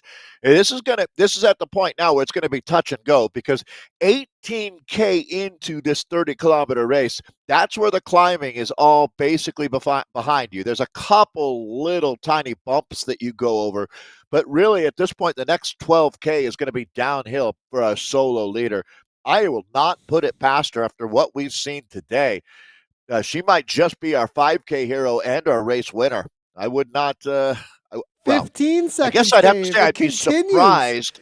It continues How can you to not go be out. surprised? The thing is, Nathan, we've seen this kind of thing, but not at this level, to tell you the truth, right? I think this is to do amongst this legends is possible with the name like Rachel Elliott. Like Keller. Right. Well, right? exactly. Yeah, this is Rachel Elliott level of breakaway happening right now. Exactly. And, we'd seen Rachel take some 45-second advantages to the finish line, but not against a field this strong. This is basically a premier race, an A-minus premier race, right? I mean, damn close. Yeah, I'd have to agree with that. With a name like Monali Keller in here, Gabrielle Schumann in here, Haag is in here as well, Verheyen. I mean, these are the names that you would expect at the Premier Division level. I would say you're right there, A-minus. I would say, Daniela Strate. I would say A-minus. There are a few names, missing that might be able to race in this that I would say, okay, perhaps they're not. I actually sent out a couple of messages. Hey, are you racing? Are you racing? Are you racing? And perhaps not racing community this week or whatever. But I mean, she's got 20 seconds now, Dave. Are they starting to race for a second? Or are they trusting this is going to come back in the downhill? Or are they going to jump across when they hit the slowdown point on the downhill? That could be the next effort. I know at 20 seconds, we'll see. That becomes a huge ask. And Nathan, I don't think mentally they're racing for a second, but I think reality is they might be, to tell you the truth. Now, Aeonian can still win this race. I have to look and see how many of these. It's basically the Belgian national team jersey that we're looking for in that chase group. Ashton Lambie is racing today, the world champion. Yeah, he's on the left world record holder in the individual pursuit. No one has gone faster than that man over 4K. He did that at the Roubaix Velodrome. I was with him at the Garmin events. He's absolutely an awesome human being, a lifestyle in and of himself. So out there. So yeah, that men's race, we'll be picking them up for their finale as the women are making their way into really what's going to be the meat and potatoes of their race. I guess the two different scenarios right now, the men, it's a big group together with some huge names, some very fun and familiar names. The women, we are watching what will go down as one of the outright stunning individual performances, and we're only into the first 19.9K of the season, and I don't know that anyone's going to shock the world more than Julie is right now. Nathan, that gap, it's going to take everything that small group has to close that down now. They got 10K left, running out of real estate here on Watopia. Yeah, 16 seconds now, though, Dave. 63 kilometers per hour. Let's compare the speeds as we go through. That's going to be the question, right? At 5.2 watts per kilogram, Yax has been really the rider here from Aeonian that's putting in the work to try and shut things down now. KC Dev here with Palinowski now to the front. 161 beats per minute here. 66 kilometers per hour. You see the speed differentiation. So this is why she needed 20 seconds. I was surprised that she wasn't super tucking there, but she was eking out a few extra K, and now she's dropped down into that super tuck. This looks pretty good. This looks really good. 14 seconds now at this point. It's going to come down to a dangerous sector. 10. We'll see. Is anyone going to look to jump across? And still a negative 2% gradient. The pack's going to get a lot of speed. So you can see they had a full 10 kilometers per hour more. Shut down to 10 seconds. Will somebody jump? So no, because you're jumping across to vapor. Right. I think if you're in this group, you're racing out of this group. I wouldn't get baited into trying to chase her down because she's not going to be any help to you when you catch her. So if you're going to attack, it's got to be all in on your own effort. She's not in play on that if you attack out of this group, in my mind. It does look like the pack is just watching now at this point. And if it does slow down and nobody goes across. They're trusting the physics right now in that group. Not wanting to play their cards too early and thinking that just not believing that she can hold it, this is a really common scenario in racing, right? And this is where Julie's either going to be exceptional and they will make this mistake today and today only, but this is her one chance to really stun these women. And I think she just might do it. Again, Yaks to the front. Aeonian have just put her on the front over and over again to set her high triathlete FTP tempo now. Schumann looking to try and shut it down here, not let her go. I mean, she could have almost just went across solo if Gabriella didn't shut that down. Corley Arthur is still here. They bring WOC to line with Corley Arthur, and this sprint's just over. I mean, well, her and Sammy Stewart, though, could go to the line together head to head. That's a reality as well. There's a lot of horsepower in that group. I mean, the more I look at that, I think that these ladies are showing patience and trusting in the process. And again, they just don't believe that Julie is going to be able to hold off. When you look around and take inventory in this group, you think we should be able to bring back just about anybody out here. And that's a larger group than I anticipated as well. So if Julie's going to win this, she's going to earn it, no question. And it's starting to look like the peloton has played their cards correctly. Sammy Stewart's going to start the next couple of K licking her lips, knowing looking at the men's race real quickly, Dave. I just wanted to highlight they are starting their climb out of the jungle here. Barry here from next, presented by Insured. The Irishman now making his way to the front. Definitely going to want to highlight anything that's making any moves. I did see Nichols here from Team Mutant. Ashton Lambie now making his way to the front as well. Zach Neer is here, I think, Insured. Next, presented by Insured, are now starting to really try and set themselves up. But watch out for Team Mutant. This is one of the newer teams out in the Zwift world. They've showed up, and what's funny is we recently compared them to Next in one of our broadcasts, actually, as one of those new kids on the block that are looking to make a splash, and now they're up against the team that did exactly the same thing as what we see perhaps Mutant doing this season just a year ago, right? So what is Next going to do up against this new perhaps all-star team? Can they show up and really throw down against the likes of Next? Or was it, no, sorry, you're an A- B+ team. We're the real deal. We're coming down from Premier and we're going to show you how to race. Former South African road champion Jacques van Rensburg is racing with this here. That's an interesting name on that Wahoo Lacole team that includes the Finnish rider superstar Teppo Lorio and Irish national cyclocross and esports champion Christopher McGlinchey and Howell Davies. McGlinchey riding for them too? Team. Really? Yeah, he is. Yeah, so there he is right there. I just saw his flag. He's sitting right up near the... Oh, my gosh. I mean, definitely, that's like hearing Muhammad Ali's in the fight, and they're like, who's he fighting? It's like, well, Frazier. And you're like, oh, okay. Well, Next is not just going to roll away with this one. There's a lot of talent out here as you start scanning through this. Davies is here as well, too. Davies is here as well. Yeah, Hal Davies. Yeah, for no that doubt. Next. And then Hexagon have shown up as well, too. James Barnes is racing. Shut up. James Barnes is in this race. He's on my start list. I'm looking for Barnes right now. He's got to be in this group if he's racing. He's one of absolutely lit the last season of Premier League on fire. Almeida, Hexagon, the new team last season here. Now making a move here with the steamroller. McGlinchey following it up quickly here. Zach Neer going as well. If Zach is following this, he knows it's a move here. The steamrollers are being thrown. Orange numbers being thrown down. Team NL trying to come across. This is going to be a break. Yeah, and Callis rider Zeldness is there, another winner in the Premier League. It's all quality. This is very, very dangerous now. Oh, boy. So through the middle part of the race, deep into the second climb here, it's all happening for our men. The women down to less than 6K to go. They caught Julie, didn't they? Yeah, they just caught her onto this downhill. Yep, they just caught her as they came through that Italian village just a moment ago. Now it is going to be Avis Lacole represented here with a couple of riders still. Ukena from Beta is there now as well. Next in short there, it looks like with Zach Neer going over the top in the men's race. They did gain 3 seconds. Rensburg from WLC shutting it down, though. It doesn't look like he's interested. Well, Dangerous. perhaps he's going to go across, actually. They do have a 4-second gap. So there's actually a second group here with Rensburg as well as Vanderswet now coming from Team NL. Mutant are not involved in this at this point, and it looks like they're just sitting on the front. 7 seconds, and it looks like they're going to gain 2 or 3 riders here. This is going to be a group of, 5 off the front here with some of our most talented Zwift racers in the world. And then what teams are they representing now? That becomes the thing, right? Hexagon. And it looks like it's a perfect Next, mix, right? So WLC, Hexagon next. Uh-oh. Well, and that's Team the NL. recipe.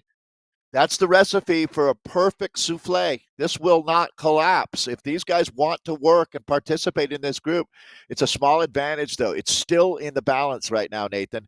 This is really a good mix of riders on every metric here. If this doesn't stick, it's hard to imagine that you could put together another breakaway that would roll it. Although the problem here is there's 2 Wahoo Lacole riders, right? Callis are looking to go across. Yeah. It looks like, and not drag the group, though. It might bring the group back into the fold, though. That's going to be real quickly. Sheldness. Yeah, it is Is it- Sheldness. And Rose Beast Mode with Yeah. Betts looking to come across as well. Super strong rider with Betts here. Are they going to just drag the pack? It is still uphill.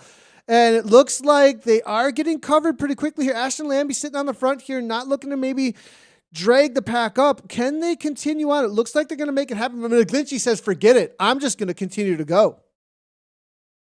Well, so he'll press on now, and the damage is going to be extraordinary. So McGlinchey not playing around out here as they bring it down to 13K to go. Wahoo Lacole is going to play some cards early. They say fortune favors the brave, and I think this might be a great example of that. Christopher McGlinchey is such a high-quality rider, such a high caliber here, that this would be the perfect guy for Ashton Lambie to get up and start working with. It's going to be Harvard Jeldness coming up. This is going to be the Callis rider there. And who's going up and over Davies the top over the now top. here? Davies That's over Howell the top. Davies, the teammate there. Wahoo Lacole is definitely peppering this bike race, just throwing jab after jab here, getting ready, trying to set up that knockout punch here. This might be our first race where we see a solo winner out here today. And it looks like the women now getting some rain coming down. Cats and dogs right now is they're down to, let's call it 3.5K to go in a select front group, but that group actually not as select as maybe I would have thought, as a lot of these ladies were conservative with how they played their cards, and that has been the correct way to get to this point of the bike race. Let's see who can crack the code now in the finale for the women. And let's go ahead and call out our 5K to Pretty go easy, hero. right? Oh, it is so easy. And it's going to be Julie Chalet from Abus Lacole off the front over and over again. Definitely our hero today. Great job putting Abus on the map with their new sponsor out here as well. From the get-go, following Beast Mode's move with Gabriella Schumann, then attacking again out of the jungle over and over again. Had a solid gap, and now is on the front again as we call her out as our hero. Good job to Shiloh on that award of the 5K to go hero on the day for this women's central race in EMEA. But we still have 3K to go now at this point, as we were a little late. And then, but the men made it difficult on us. They're making their race insane, right? We wanted to think about it. What do we have left here when it comes to riders and numbers? I mean, we're down to 16, 17 riders here. So all up for grabs between Aeonian, Beast Mode, Abus Lacole, BBB is still in here, SZ, and Aeonian. WLC as well. Yeah, so 2 different conversations as we look at the women here now with 2.5K to go. Who's going to win the race outright? And certainly, I start really looking at Sammy Stewart as a rider here. Coralie Arthur, Nathan, that's a great call as well. And then what team is going to actually, and that's really what's important here. And I think Aeonian is liking where they're at now, as what team is going to put the most points on top of the table and be our top squad. This is the first race of season 3 of the 21-22 season. So the Scottish flag there is going to be Coralie Arthur, looking for Canyon Beta, and they've got a few riders in this group. There's Sammy Stewart. That's one that I was looking for. You see the United Kingdom there. Certainly, so Angstrom, another really talented rider that we haven't mentioned much either, which is a good sign for her. as Gabrielle Schumann is back. So she had a dropout earlier, Nathan, I heard you saying, and she was able to overcome that after being in the early breakaway. She was actually the first rider to attack this race with old school fury out there in the first 5K. She lit it up. That was really when we saw Julie coming forward for the Avis team. And there's Julie back on the front one more time. Shalee's just been irrepressible out here. And remembering that she has been at a bit of a bicycle disadvantage today, as her blade not as sharp underneath her, but she's done more damage with it than anyone else out here. And she's starting to open up another gap here as they come down to 1.5K to go. Yeah, Shalee Maybe here, not I quite. think she's just trying to make things difficult because she does Just not keeping it have a fast. sprint. She does not have a sprint at all underneath her unless she's going to upset the apple cart a little bit here when it comes to what our expectation might be. Her end, it looks like I'm trying to make a little bit of a difficulty because they're going to try and set up the rest of their teams. Really, we're looking at 12 watts per kilogram or so at the top end. And that's going to be Sammy Stewart. That's going to be Monnalee Keller. Those are the names we're watching out for. Corey Lee Arthur as well, up into almost 12 watts per kilogram. It's really going to come down to what's the power up and what's the timing. So often in real life and at this level as well, it's who is the best sprinter left.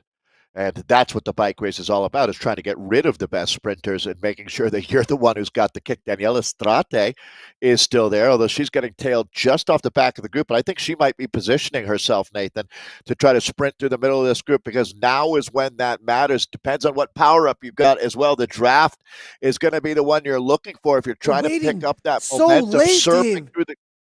So late. This is I can't believe how long they've went. There goes Guerra, the BMX star.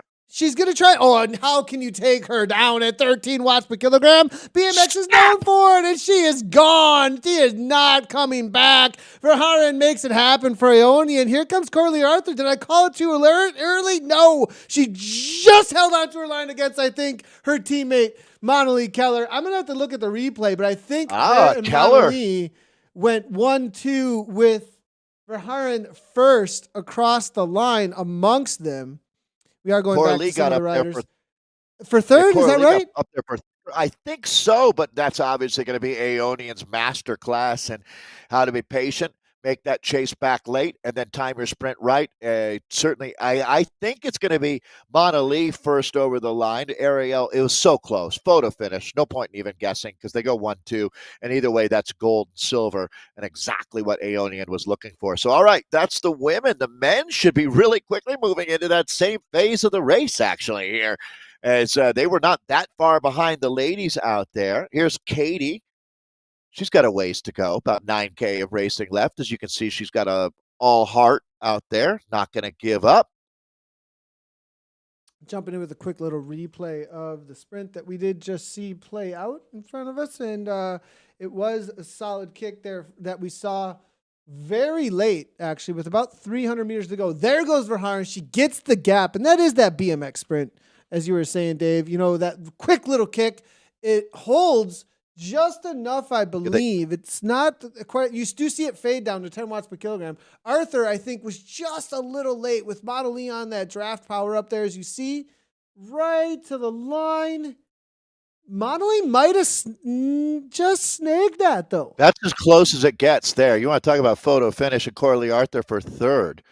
Angelina Ukena looks like she's going to end up fourth there for Canyon Beta.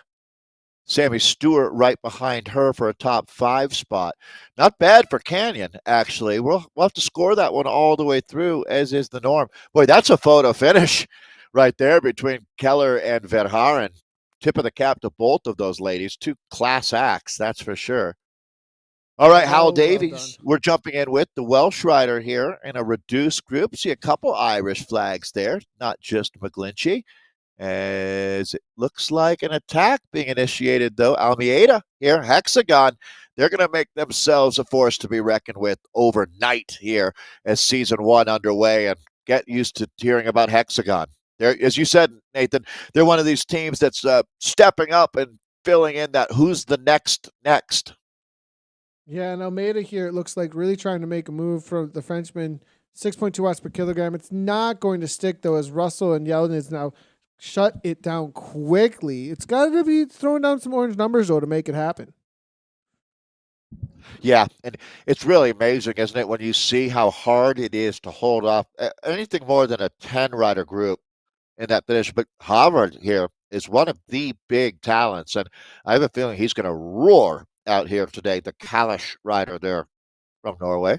Next has Yeah, got quite a few guys sitting right up in the front of this chase, though. this Callis rider has really been the workhorse for this team when it comes to shutting down any kind of moves so far. I'm not sure that. I mean, they do have good representation though here. The question is whether or not he's just been the rider that's been able to, or if he's been given those Well, orders to say, no, we're gonna set everybody else up. Because Far no, Up I don't. is That's a good there's. question. I mean, Go ahead, Harvard is buddy. a Premier League winner. He won in the Premier League just a couple of seasons. I think it was season 3 that he picked up his win, and that is so hard to do, Nathan. That I think that Callis is quietly here. We talk a lot about Next and the quality of riders and Wahoo Lacole. Callis is in that conversation as well. It's just I think with I don't know if I'd say it's the language difference, but I don't feel like we on social media hear as much about the Norwegians um, or the Swedes for that matter. I think Scandinavians are maybe a little more close to the vest with the way that they handle social media. Does that make any sense? Like, they don't promote themselves as much as some of us do, like myself. This I is do. I do as much as all of Norway, You're just wondering where myself. Barney is. You're wondering where Barney is. He literally, Barney, what's going on here? Do they dock your pay You for the messed up. team or what, buddy? Come on now. Can you imagine a James, 4:45 start 4:45 in the a.m. morning? start. Yes, start. That means you're up at 3, 4 o'clock. I mean, really jump out of Ay, ay, ay. bed and eat some quick sugar and get it moving. We should Mutant. have our friend Anna Russell go bang on his door in the morning. She's up, I'm sure. So, Hey, well, Dave, we'll Dave, do cut you him have a some slack. 5K to go hero in this one? Who do? I It, mean, I'm trying to think well, who is going unfortunately, to be here with us. so okay, this is where I want to be honest, right? Because we've been focusing on the women's race and everything.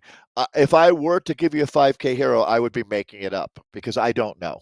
Yeah, I mean, I've been watching, and I'm on production, so I kind of see what's happening in the background a little bit more, obviously. So, even when they're not on screen here, and for me, between McGlinchey and the moves McGlinchey's been the most aggressive at the McGlinchey right times, seems in my right. opinion. Even the Wahoo Lacole team is they also had Davies up there trying to make things happen through the climb sector. What's going on right now here But with Nilsson, okay, Nilsson? Nilsson's just Yeah, going, like and he went earlier too. this He is actually instigated out of the jungle. He's a part of the mutant team. I'm doing it. That's it. I'm just doing it. This is the reality here now at this point. trust your instincts. No, Just give it to them. because look, I mean, Yep. he's 8 seconds off the front here at this point. That's just the reality here now at this point. This guy is He making got it it. happen, and it's going to be 5K Nilsson. It's going hero. to be Team Mutant, and he went at 5K. That's the other thing. With Right, 5K to go, he went on. He read the on memo cue. wrong. But, Yeah. right. And he's got No, 10 he's seconds, exactly. Dave. They're watching him walk away at this point. Who else would you decide to be the 5K hero? If he goes at 5K, we don't know who it is. He made attacks. McGlinchey says, okay, I got to go. We're not letting this hero get away. He checked all the boxes, no doubt about it. So, yeah, Nilsson, absolutely. Good call there, Nathan. So, but let's see what happens behind him because Christopher McGlinchey, he don't care about 5K hero. He wants to be the 0K to go hero and take this big win here for the Wahoo Lacole team as he's flipping the world upside down out here. It's going to be interesting to watch. That's going to be the French flag. You're going to see more of that. That's the hexagon team. Oh, they're animating. I love seeing that Irish flag. There's Barry. He's one of the riders on that next team. They are absolutely throwing haymakers out here right now. I think they realize that they don't want to play around with that advantage that they're going to have to bring back now. Disadvantage from their perspective here as the race is on. The race for the roses here as season 1 now moving into the finale. This is the big dogs. Nathan, I think that we're going to say that this is the category that's picked up the top talent. The it's mixed EMEA Central Division 1As. And it's Zilse Strasser from Beast Mode, Kjell Ferup up here as well. So the Norwegians will not lay down. They might not Far be up big on over the social top. media. He just goes over the top at 156 beats per minute. He sat in and sat in and sat in, and now just makes the move. After all of those efforts there from WLC, I'm not sure that there's going to be anybody that's got a lot left in the tank right at this moment. Perhaps Lambie's in there. Well, we'll see. In order to win at this level, you have to risk losing, and Shell Farrup is not afraid of that. So this is going to be really interesting. He's putting some serious pressure, although we've got quite a ways to go. And who is this going to be? It's Nilsson then, is in that the Z jersey there, the Z Zwift jersey. But this is so much horsepower in this group. I clearly think the advantage is back here. I think the winner of this race is on our screen right now, Nathan. Here we go now. O'Connor, Hexagon, WLC. Are they playing their cards smart is going to be my question. They've got so many bodies. Yeah. So does Next as well. Are they just watching Mutant and Callus go up the road thinking, whatever. This is fine. It's fine. 5 seconds. This experience, they've been here so many times before. They know not to panic. And this Russell right here, this is slingshotting. I call this slingshotting. They're going to slingshot. If it goes, it goes, but it's going to ramp the speed up and it's going to bring things right back in. Loyal's here as well. You know that the medieval device, I think the repage or whatever it's called, the arms that start swinging and can really throw a stone far.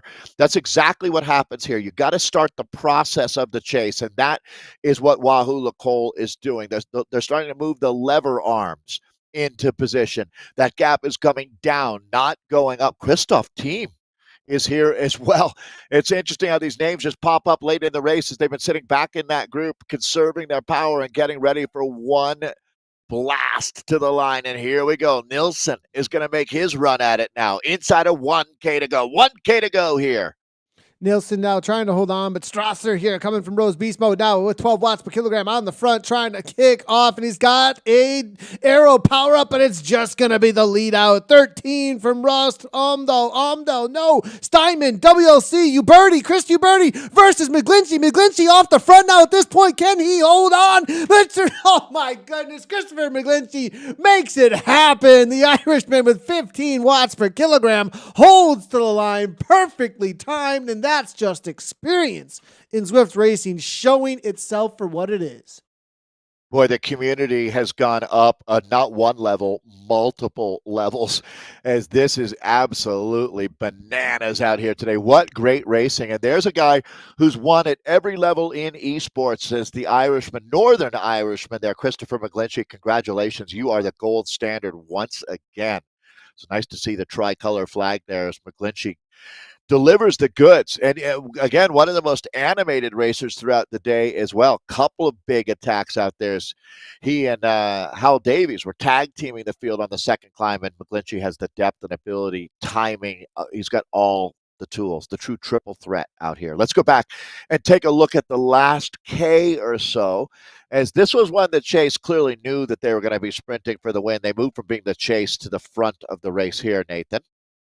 Yeah, and as you can see, it was a lead out there from Strasser and a few others.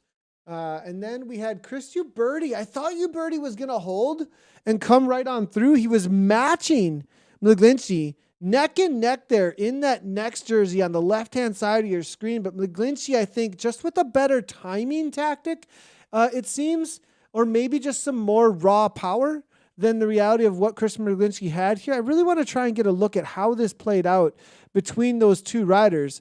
As you see, Uberti's a little bit earlier, just a tad earlier. I mean, really, like, watch when Uberti hits the front here at this point, right there. And as you can see, Steinman also from WLC, where is McGlinchey? McGlinchey's still about, I would say, 6 bodies back as far as where he kind of is amongst this group now at this point, or at least in 6th place, sitting on a certain wheel, and then he comes across just over the top. He's probably got a little bit more raw power than Uberti as well. I have a feel. Actually, I'm almost positive there's just more raw power there as well over the top Uberti. Uberti actually, I think, slips back to 3rd as the Hexagon rider Sutton comes through followed up by Uberti, and then Nordal, and then Why? Stanzarsky. It is there from Mutant.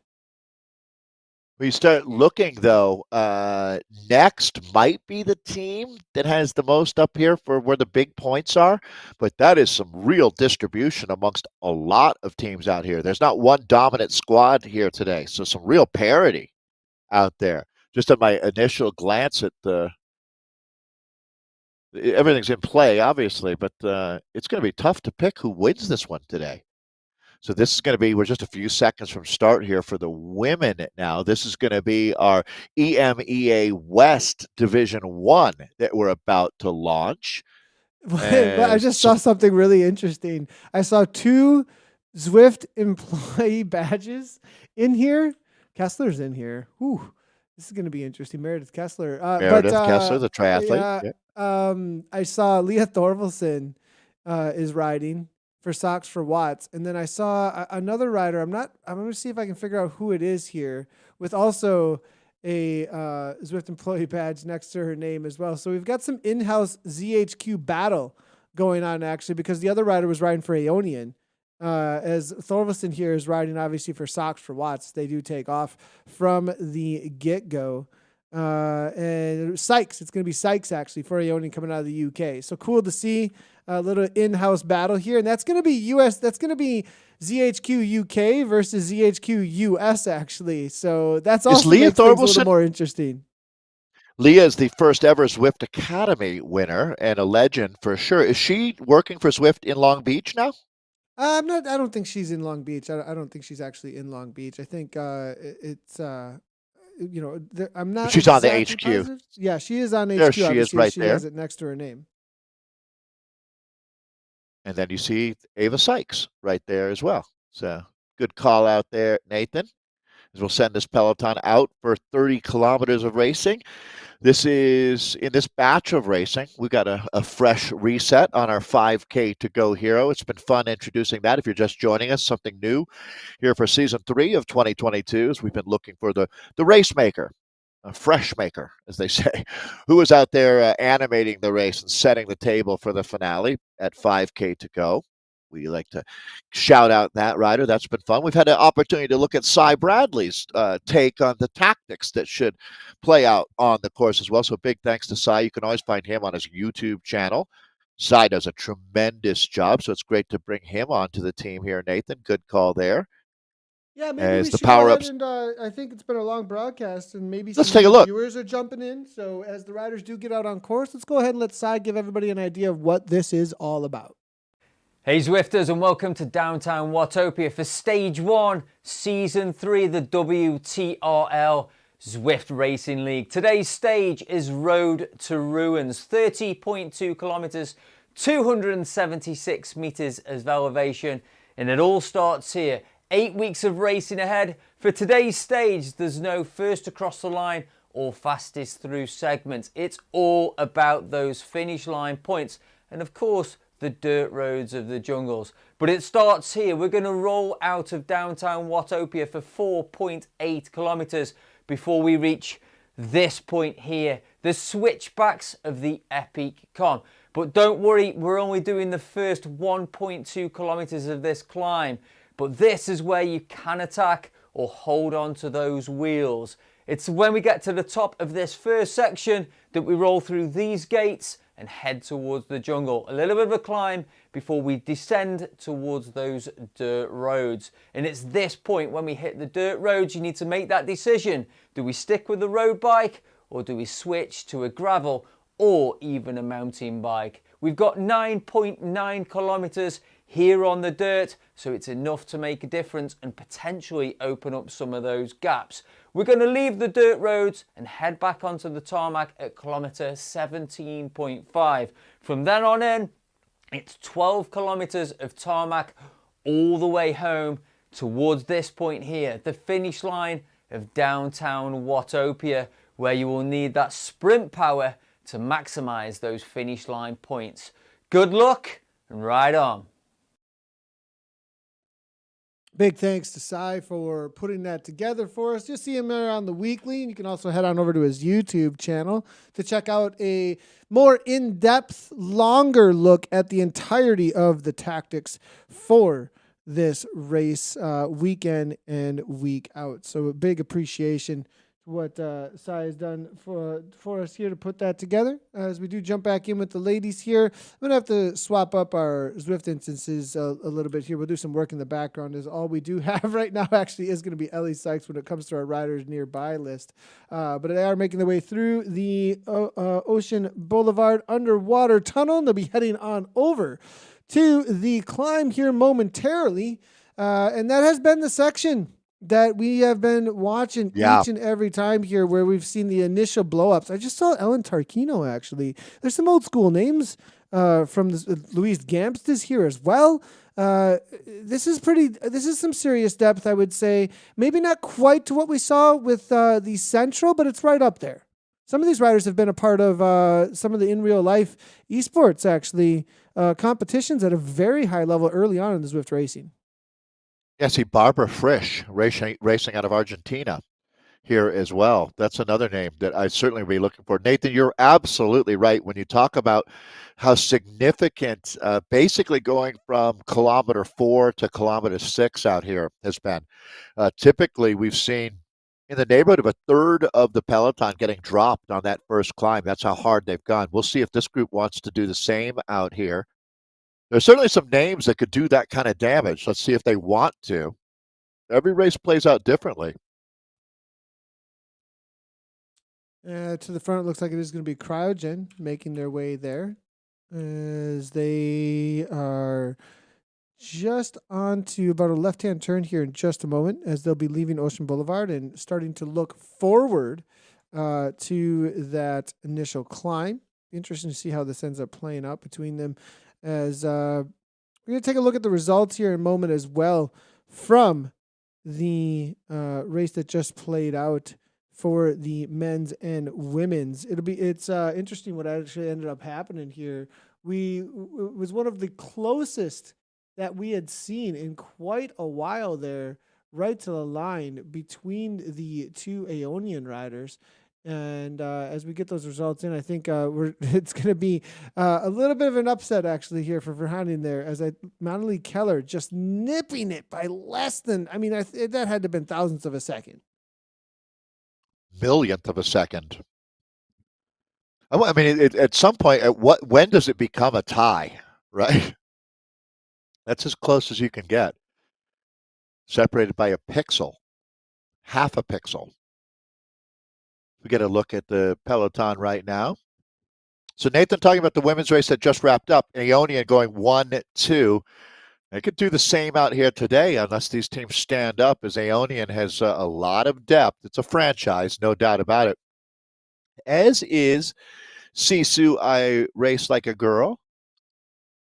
Cryogen, Stelvio in the mix here as well. A little bit of a smaller field than what we saw in the previous women's race. You'll see that vary. Louise Gamst is a big name. Seeing her tucked right into the middle of this group. Caroline Strasser as well for Crush Pod, always going to be a rider to watch. So no lack of talent here. High quality group. Looks like Socks for Watts, showing up in the community here. A Race Like a Girl. Maybe we could make a way through some of the teams here, Dave, that are represented, and who are the all-stars to be watching out for as we look at who's showing up in this EMEA West for the women out onto Road to Ruins as they head into the first climb. Well, I definitely would look at Cryo for sure. Toyota Cryo RJT has 3 big-time names here. Charlotte Kolklov, Louise Gamst, and Natalie Stevenson, along with Katrin Nilsson, Joe Munden, and Joni Retzma. So this is a team that has a lot of talent, no question. We've talked about Sisu, I Race Like a Girl, Ellen Tarquino. You mentioned her as being an old-school legend. Well, Amanda Wendorf, Kate Leigler, and Meredith Kessler also on that team. So they don't have a weak link either. Crush Pod.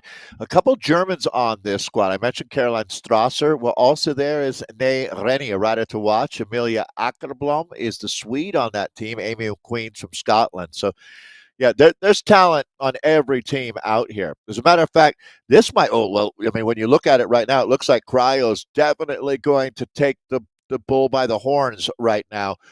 As who is that Sox for Watts rider sitting third wheel here? As Aeonian looks like they're fighting to keep a couple, maybe even three riders up in the top 10. So a dynamic moment happening right now. Thorvaldsen dropping off a little bit here. Now we're able to get a couple of better images as we got a second Zwift up to help us get across the rest of the riders. As all we were getting loaded there for a moment was Sykes. And it is going to be Cryogen, as you said, Dave, really on the front here with the Sox for Watts rider, as well as we are seeing, is that another Cryogen? Yeah, it is going to be another Cryogen Stelvio ride with Coldcloth, as you said. Munden, Paul here from Sox for Watts. Yikes. And it is going to be Reitzma. So 3 Cryogen riders looking to try and go with any moves. And little gaps here. They especially this section of course has that punch in the throat that is that like 7 to 8% gradient, and then this consistency at 3, it can really snap the chain here in a moment.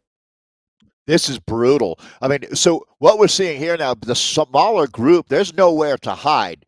If you're not making this selection, you might not have much of a group to be in to chase back. So you better get on this train as it's rolling out of the station. Now, Cryogen lit the fuse out here. It looks like Aeonian responding. Actually, they're starting to fight back more. But Charlotte Kolkloff has gone clear now. The Cryo rider making her a statement. And certainly when you start thinking about that 5K hero, well, Kolkloff is looking like she certainly threw her name into the hat. No doubt about it. So Crush Pod's Caroline Strasser leading up the chase. Leah Thorvaldsen is there, that monster that is Thorvaldsen sitting up on the front of the group. So I think things settling down just a little bit right now, Nathan, back in what we would call the peloton here, as Charlotte Kolkloff is certainly making a statement in the early going. 30K of racing. And this K right here is one of the most important of the race. It happens early. You can't win the race here, but you certainly can lose it. Yeah, and exactly. Nilsson now off the back. Oof. This is so difficult. She's like, can I close it? Can I close it? Can they just slow for a moment at 190 beats per minute? It looks like Nilsson's going to fall off. Crush Pod also here with 3 riders, actually 2 riders off the back here, as well as Smith from Rafa CC. Wendorf is there, has been dropped off. East and the rest of some Aeonian crew trying to make a chase here in a third group, but this is going to be the main group here, the heavy hitters that are making their way off the front. Cryo RDT, it looks like, with Thorvaldsen, interestingly going across, actually, which that's not expected for me with the large group that's right behind them. I would agree, 100%. Now, I just quickly, so again, we're into our third hour of broadcasting now, and it is worth noting that there are no fastest through segments. There are no first across the line today. So really, really different than what we've seen over the first 5 seasons through ZRL, WTRL. So it is a straight up bike race today. Yeah, it is points, not time, that we're looking for, or placing relates into a table that has points, and then we'll work through the 6 rider teams here. But certainly turning our attention to Dan's question, not many is what I would say. Not many at this level. Have we seen any at all? I haven't seen one. Single A category bike swap yet. Now, we did see if you want to see a bike swap situation that was successful, though, Dan, the APAC stream from this morning that Kate and Anna did see it in the women's B category. HDR ladies had 3 ladies go. One Tron stuck with them, actually, and attacked them when they had to swap back. Got a solid 10 to 15 seconds, but they were able to bring her back into the fold and sprinted to the line for a 1-2 with the second rider from the other team taking second place, and the HDR ladies able to take the win, and then rounding out third and fourth place. So there was a bike swap this morning in APAC. You can go back and watch that and see how that played out, but we haven't seen any as of yet in any of the EMEA at the Division 1A level. I love the fact that Leah Thorvaldsen is still racing out here at this level. She has a real passion for sport, inclusivity. She's been so great about being an ambassador for esports, to tell you the truth. And Charlotte Kolkloff has found a tremendous partner to be in a two-rider breakaway with 7 seconds right now. Again, want to temper this with realism. So let's talk about the fact that they do have 21.5K in front of them. Two really talented riders, Nathan. But you look back at that group, there's a lot of horsepower there as well. There's a lot of factors still in play now before you can really start saying that this breakaway's got a great shot at making to the finish. But certainly they're animating this part of the race. Interesting to see. They've got 7 seconds, so they're going to use They're it both for something. working. And we've just talked about not a single bike swap, not a single bike swap. Are they going to? Are there going to be any in and amongst this pack here right now? We'll have to wait and see. Nothing at the 8.7K marker. That's the magic marker that we've been watching out here today to see where things might play out. And I am not seeing anybody making a swap here as well. So it does look like it's going to keep consistently across the A category. We saw this in the women's race here for Central when we had Schumann as well as Shalo off the front, Julie Shalo, and it looks like we've got a similar situation kind of playing out in front of us, Dave. That's a tough one, right? Yeah. I've made my point pretty clear. I don't think it's worth the risk, and especially at this level where the speeds are so high. It seems like, Bs and Cs you're more likely to see that come into play, has been the case. But here it's a straight up watts to the pedals here is Charlotte Kolkloff. Really talented rider for Stelvio Toyota, and I would say a new star out here in esports as well. Certainly not brand new, not fresh out of the package. She's got some experience as well.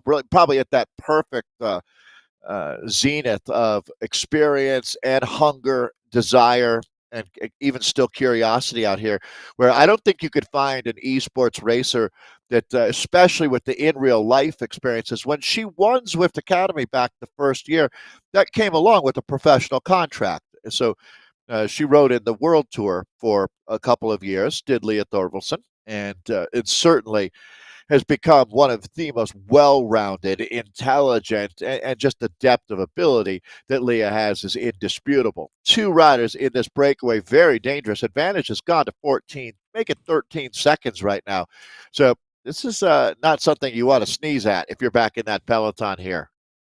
And representing two really strong teams. Yeah. Yeah, 14 seconds at this point, too. And this seems to be rolling better than what we saw with the Beast Mode Abus crew off the front. Actually, this just seems to have maybe not rolling stronger, but more flow, I would say. Yeah. I think it has more to do with the chase pack at 2.1 watts per kilogram versus 5. And I think in the Central, it was more of a 3.5 to 4 chase, that there was a little bit more concerted effort to try and bring this back. They seem to be racing for second already in that chase group, or they're just trusting.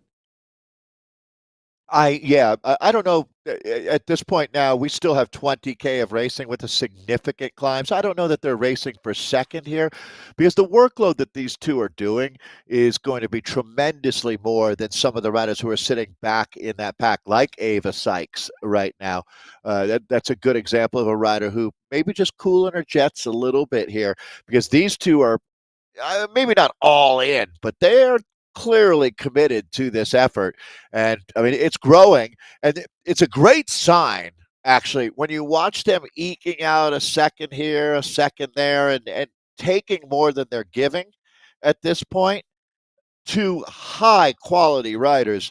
And we're coming up on the middle point of this race. Now, once they get past that 18K section, there's a long downhill, and that's where the peloton is either going to really make their move, and so because these two are not coming back on the climb, that's for sure.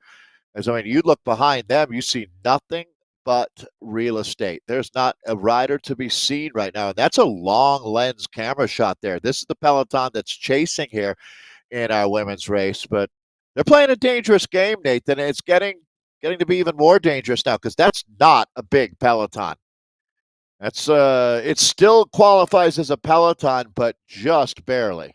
Yeah, it's pretty whittled down at this point without a whole lot of firepower in here to bring this back. And on top of that, Dave, Half of look, these are on the same team as the riders that are up exactly. the I was road. gonna say, like, Right. there's a reason why they've been allowed to go. Aeonian, I think that's why they've been Nathan, allowed to great call. go. So right now, who has to chase this? So eliminate Cryogen, eliminate Sox for Watts. You've only got 5 or 6 riders left. The Aeonian team has 3, but they're not even on the front right now. They might want to, Barbara Frisch and company might want to start chasing here. And then is that beast mode? Crush pod? Actually, Beast mode in so this? Beast mode's not in this race, I no, don't it's believe. Crush. I'm sorry, it's Crush pod that I'm looking at. This the I don't The even know what you purple call kit, the that dark jersey. purple kit, the Purple, dark yeah. purple. Mauve? No, I Is think that it's mauve? is it a No Gods No Masters? Right? Is that what they ride with? I believe. That's I'll it. double check that. Yes. I believe you're correct. So that's a jersey I'm not super familiar with, actually, but there you go. So, Nathan, you nailed it right there. The problem with this chase is only about a third of this group wants to chase, and they're not. This breakaway might be gone. Yeah, Just simple 25 math. No, seconds. I mean, 25 they're not seconds. coming back. No, They're not coming there's no back. one I to mean, chase. and Kolkloff is the one who's really made this move happen. Now, if Wow. anybody, okay, for those watching the broadcast that are in this race, you want a 5K to go hero, you try and close that gap solo. Okay, I mean, agree. I'm just calling it out. That's not going to happen. That's I agree, 100%. it's not going to happen. No, I mean, it would be like there's no way, right? 30 seconds, but I mean, you're just stuck racing for second otherwise. I mean, how can you be a hero? It's got to go to one of these two then otherwise. Here's my thought on this, Nathan. So right now, in my mind, this has become a 2-team race because these 2 riders are neutralizing each other here going off the front. And you look back into that peloton, and it's about equal numbers, Cryo and Sox for Watts. It's the other teams that are – so neither one of these 2 teams have won this race yet. Again, there's different elements here. Sure, the first woman over the line, that's a fantastic feeling. You won a bike race. You did it with your heart, head, and legs. But it's a team sport here in the ZRL presented by WTRL, where we'll look at points from all of your riders. So these 2, if they stay away, basically, yes, the winner gets more points. And it's a nice little chunk more.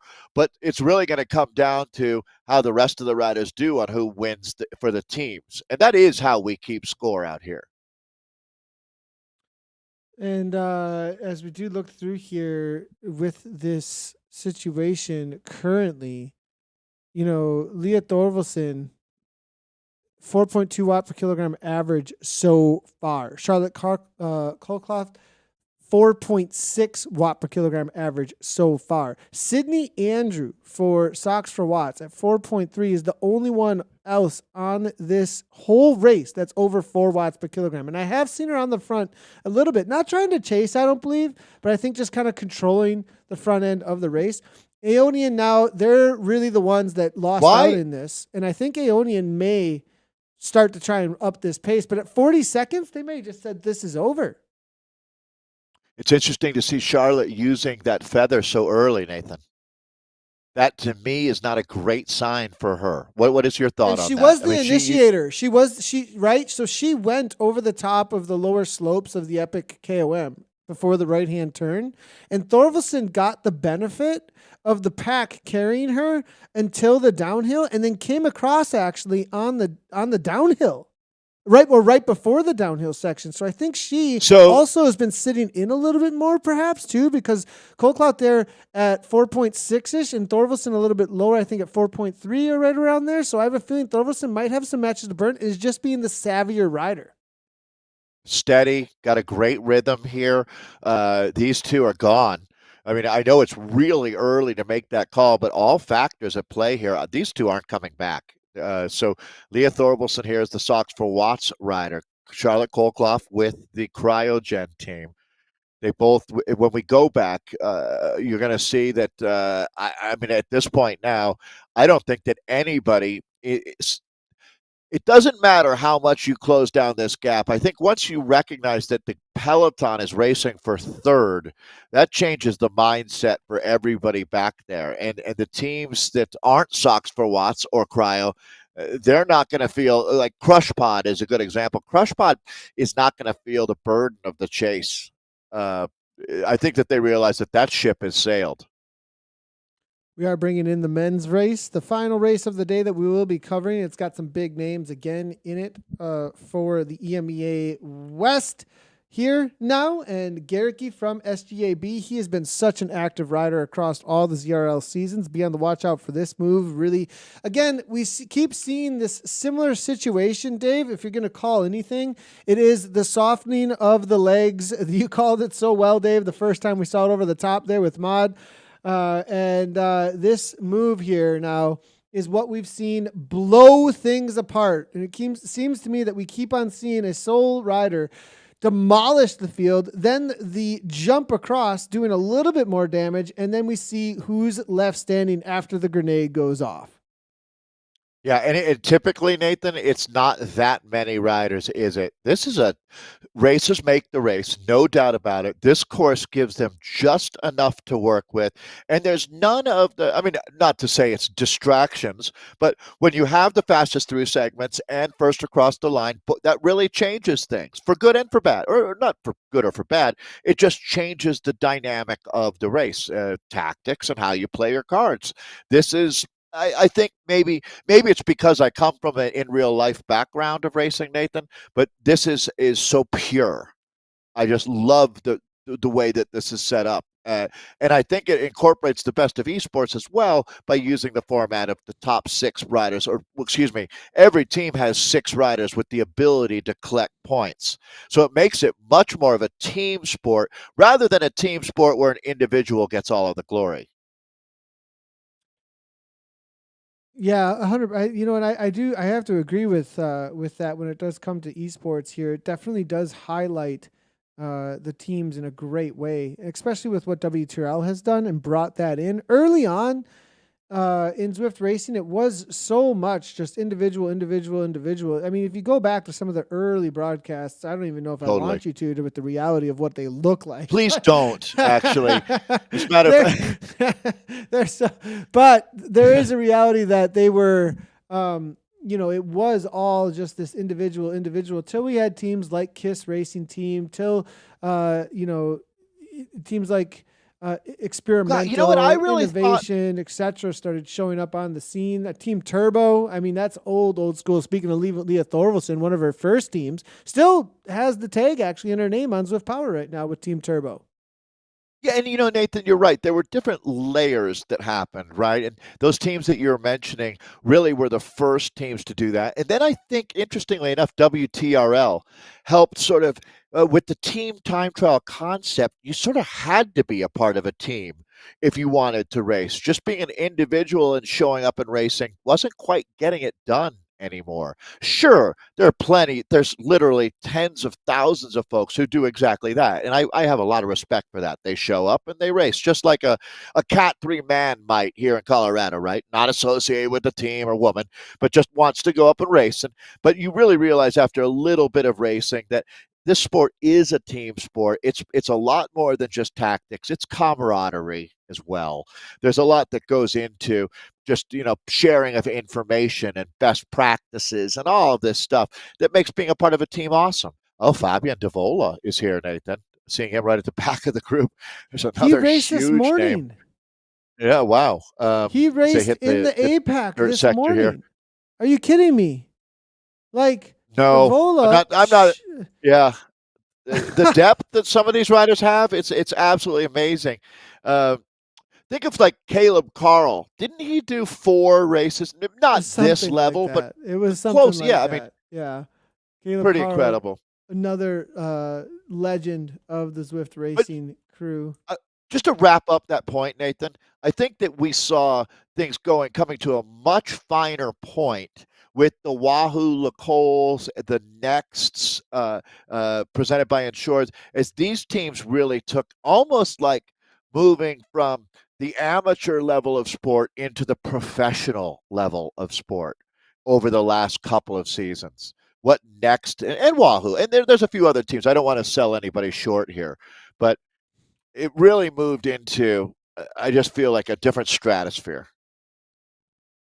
Yeah, I think Leah Thorvaldsen, this is the move. This is the move. Yikes. We'll get back to that in just a moment here because Speaking of a different watch stratosphere out here.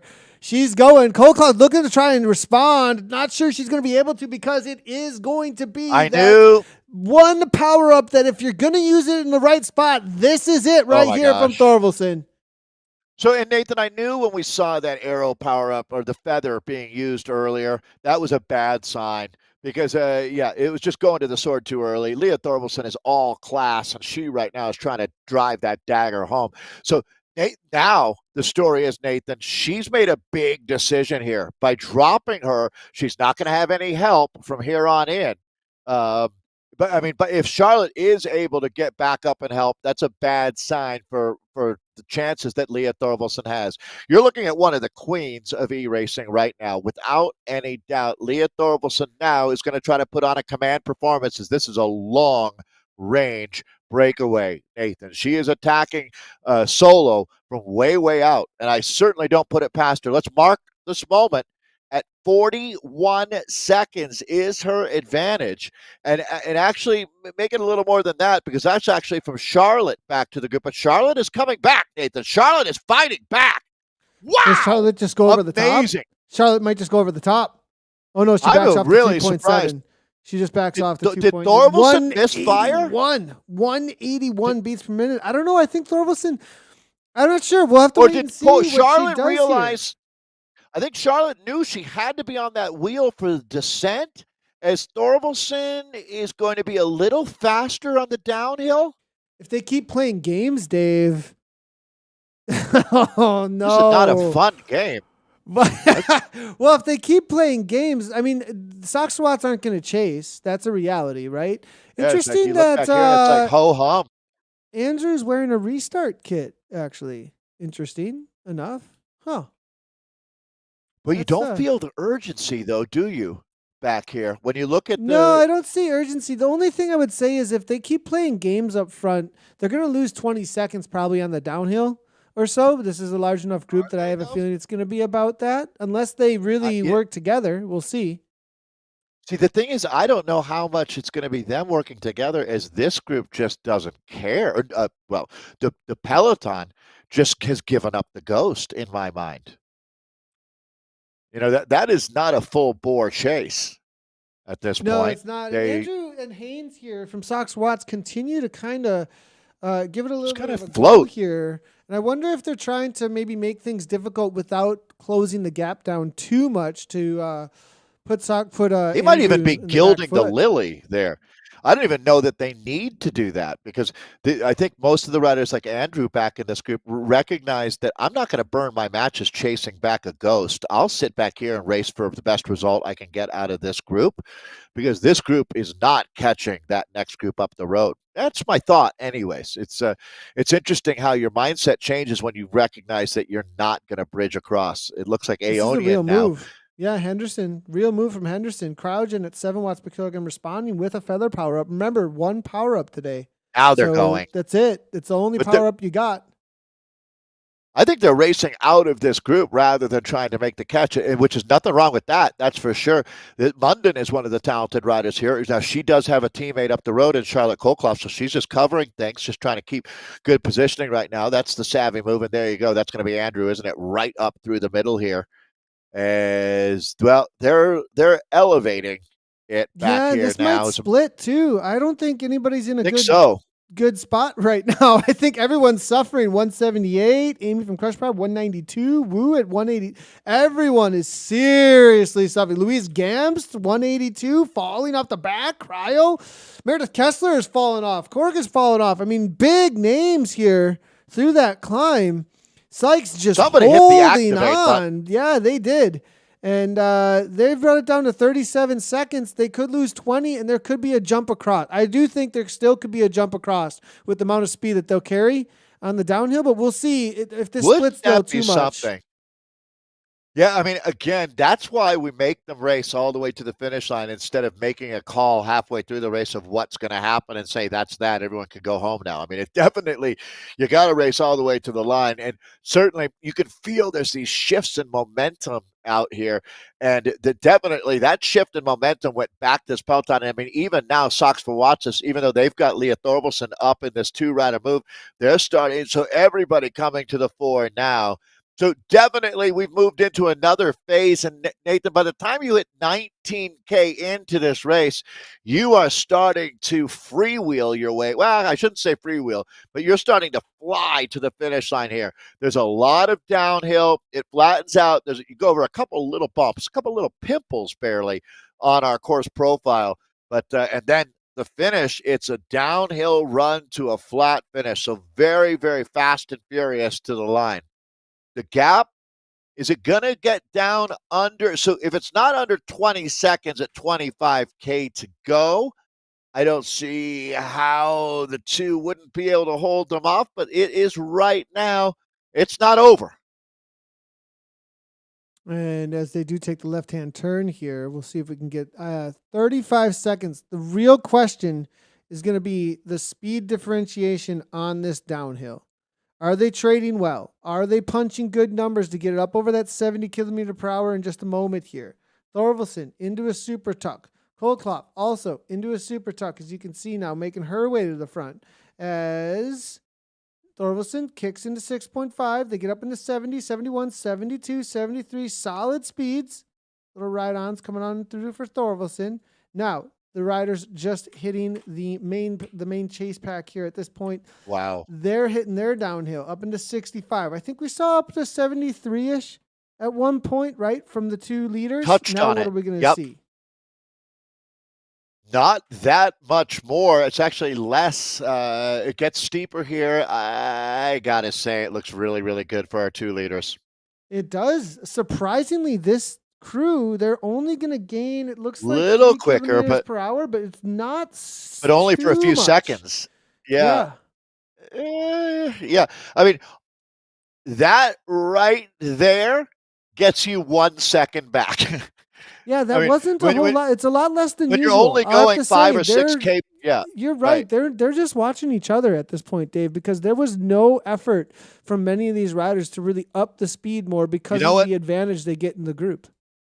To catch them, Nathan, you're exactly right. To catch them, 3 or 4 riders would have to sacrifice everything to bring them back, to close down that kind of a gap, and nobody is willing to do that in this group. So that tells me that would be like their teammates. One of them would have to be their teammates practically at this point. So, yeah, so the only way they're going to get caught is if they have the worst teammates in bike racing history. 28 that might be an overstatement. Seconds. Well, yeah, that might be watch they get caught. Like somebody clips that quick and that would be, oh my gosh, that would be, the end of my run at Zwift. But no, you know what I'm saying though. I mean, unless their teammates betray them, that's a better way to put it, and start chasing them. It seems very hard to imagine that those two aren't going to be sprinting it out for the win. But again, that's not the entire story here in the ZRL, as it's going to come down to 3rd place, 4th, 5th, down to 10th, even deeper than that, because these points all get tallied up, and then the top of the table is going to be the team that has the most. And certainly, I mean, if you're Cryogenic Sox for Watts, you're liking the situation that you've got, but you still got some work to do. We've got 2 races going on concurrently here, as the women are already at 22.4 km, but you can see the men are already at the halfway point, and a lot of familiar jerseys in a big group here as they're kicking up some dust under their tires here on the gravel. Yeah, and this EMEA West for the men have been pretty quiet, actually. It's been a little bit of Grupo Compacto, and this is going to be the first, I think, real moves that we're going to see in here. We did see the one move from SGAB, with Guerra making a little bit of a move early on. And then after that move, from there on out, it's kind of just been watch each other. And I think this is going to be the first time we actually see anybody press the pace. Yeah, and they're right now into the thick of it with the second climb of the day. You can look on Zwift Power and see that, yeah, there's 2 featured climbs, no doubt. Epic to Jungle Climb is the first. That's got some of the steepest sectors that they see. This climb is relatively gradual. You can see up in the top right-hand corner, 4% right now. That's a little over the actual average, a little under that. But nothing that these guys can't handle. That's going to be the next team here. Starting to look at the electricspirit.co. It's got James up there, Clamote, Abrantes, Oliveira. That's Veritas, the Portuguese team. So good to see all these Portuguese flags, as this is where they're really going to be representing. And this is the mixed men's EMEA West Division 1. And it makes sense. Portugal would be in the western part of Europe there on the Iberian Peninsula. So again, the draft, the feather, the steamroller are the power-ups available.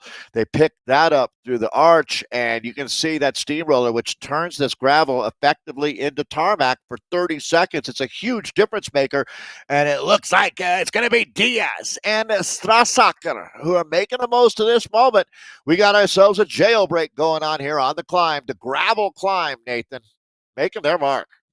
Romy looking to maybe, I thought, attack, but I have a feeling he was just using that to try and be on the front with the riders here as he backs off the 4.3. He doesn't want to risk too much, perhaps. Or perhaps the power-up was just that strong that it sent him straight to the front there. 7.2, though, as he looks to stay involved. There is a little bit of a split here with Abrantes here, 1 second back at this point. He's going to close that right back on down. DeFrates is there from the TBR58T team as well.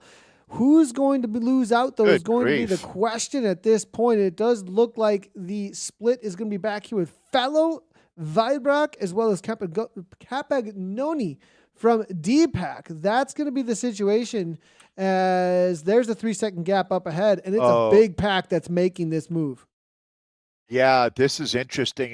Not everybody's going to survive over this wooden bridge here. I think we're going to be down to about 25 riders in that front group here, Nathan. Yeah, they really Veritas. Yeah, they separated. They're super involved here at this point. I mean, they're the team that made this happen, really. Yeah, them and SGAB, Veritas, and WLC, I think, are the real instigators here. Now, doesn't Deepak have Davola and Campagnoni up here? I believe they do. They might even have a third rider right now. Yeah, you start looking around and doing inventory. Wow, he's made this front group. Interesting. Diaz, WLC. Well, a lot of Portuguese flags. Let's see who Wahoo Lacole has in this race. That's Fernando Diaz that we're looking at. James Summerfield, Christopher Anderson, Maffa Terek, Mark Worthington, Nikolai Lysom Larson, and Bas Seldrick. Making Tarek up, has made this group? Did you say Tarek has made this group? Is that right? So he's in this race, but I didn't say made the group. Oh, okay, okay. Yeah. I was just wondering, because if he did make the group, I'd be watching out for. He's Let's a very see. cagey rider. I don't think he did, though. Very cagey rider. Okay. He'll wait and he'll wait and he'll wait, and then next thing you know, he's across the line first. I mean, very, very smart rider. I've raced against him many times, actually. But 17 seconds now, the gap for the women here at 4.5K to go. 37 seconds. 37. Yeah, 37. Sorry. That's quite okay. And I'm going to call it right now, Dave. I mean, we're at the 5K that to one's go done. mark. That one is done. And it's definitely going to be... Kolkloff is going to be it. Charlotte Kolkloff. She made it happen. And, you know, a lot of times the watts per kilogram also tell the story about what's been put out for the duration of the race. 4.6 watts per kilogram. She made the initial moves up and over the top of the climb in those lower slopes of the Watopia Mountain. Thorvaldsen came across, tried to counter her, was unable to do so. Charlotte closed it down, and now she's in it for the win with these front two. Kolkloff most definitely our 5K to go hero. Yeah, I think really for me, the moment with Charlotte was when she fought back after getting dropped with about 1K to go before the top of the second climb. That showed a lot of heart right there. And it's certainly, that's part of her command performance today. Charlotte, congratulations. You are a 5K hero. And now Leah Thorvaldsen right now saying, whatever, up. I'll be the race winner. How about that?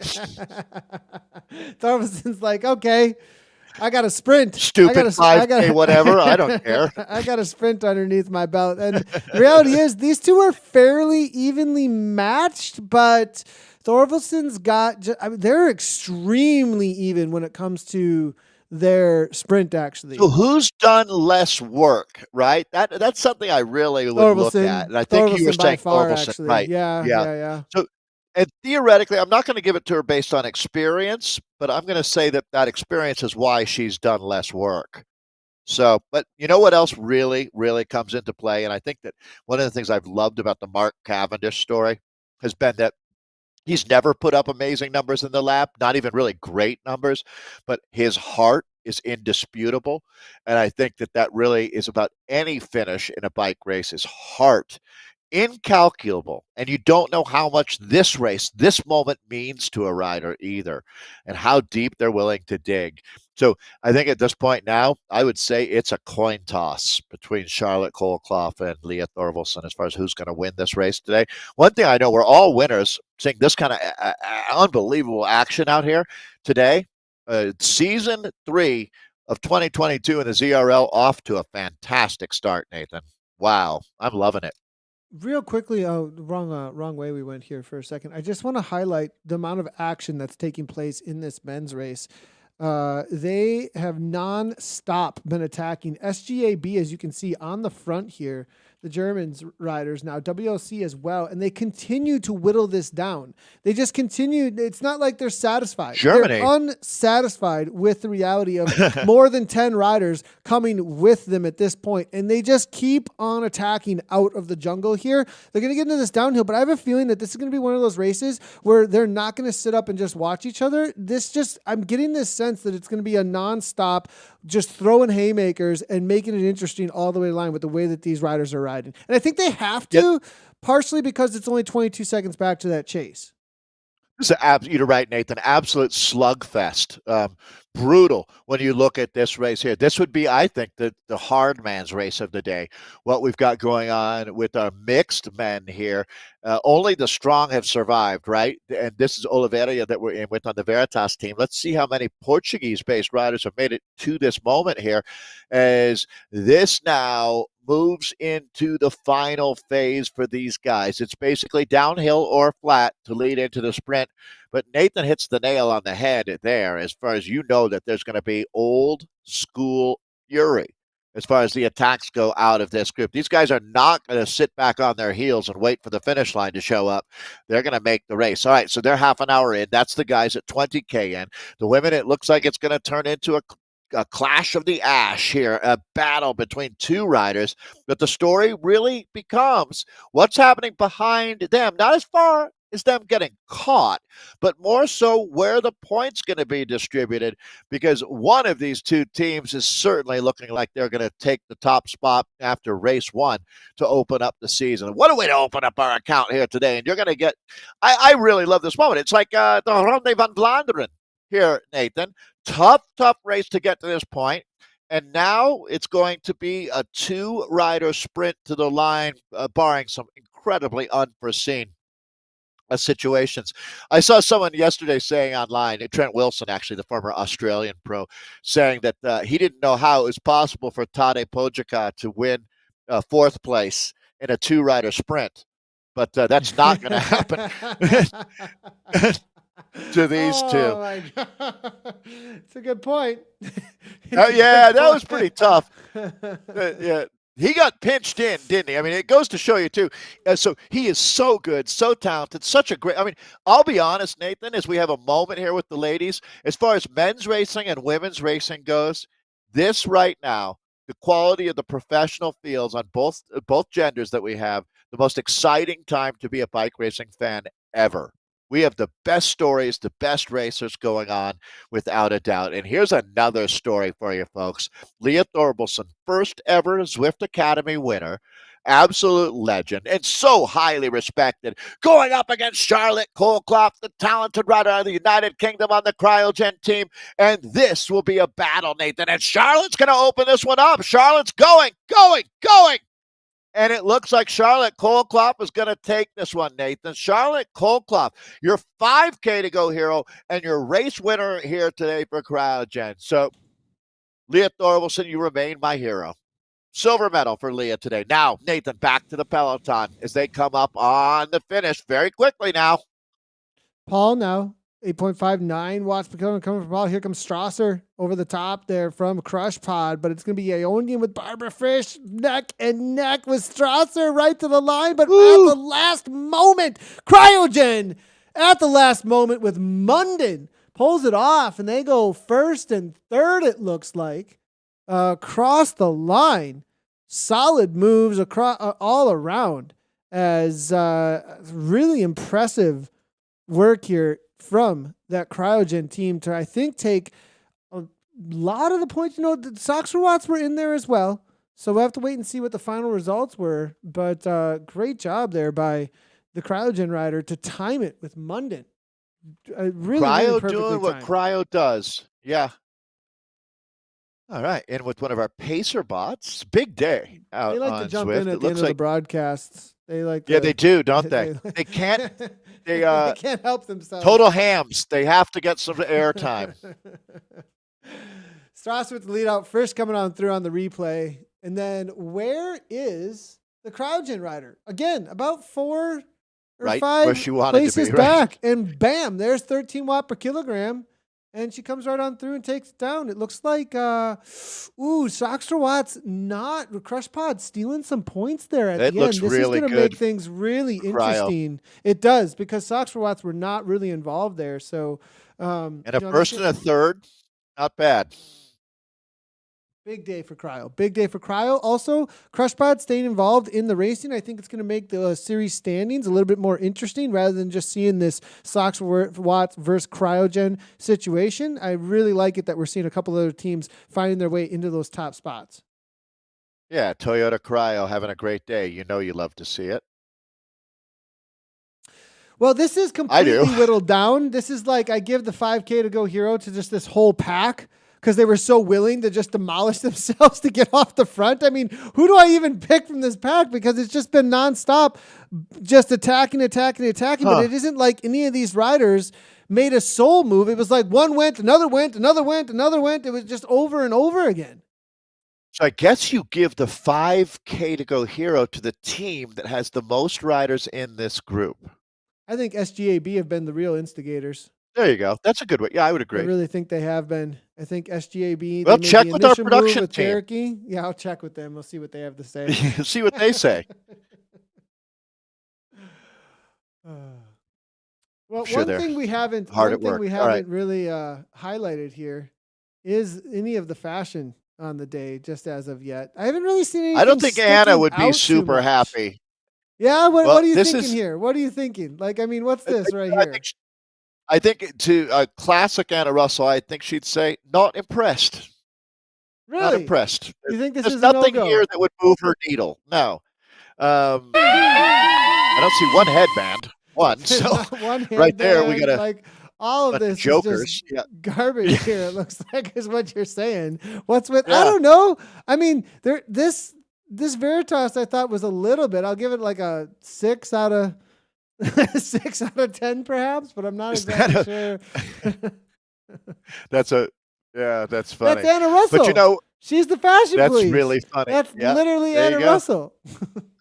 That's hysterical. I haven't Oh, seen you that before. probably So didn't hear the siren, Dave, because our audio.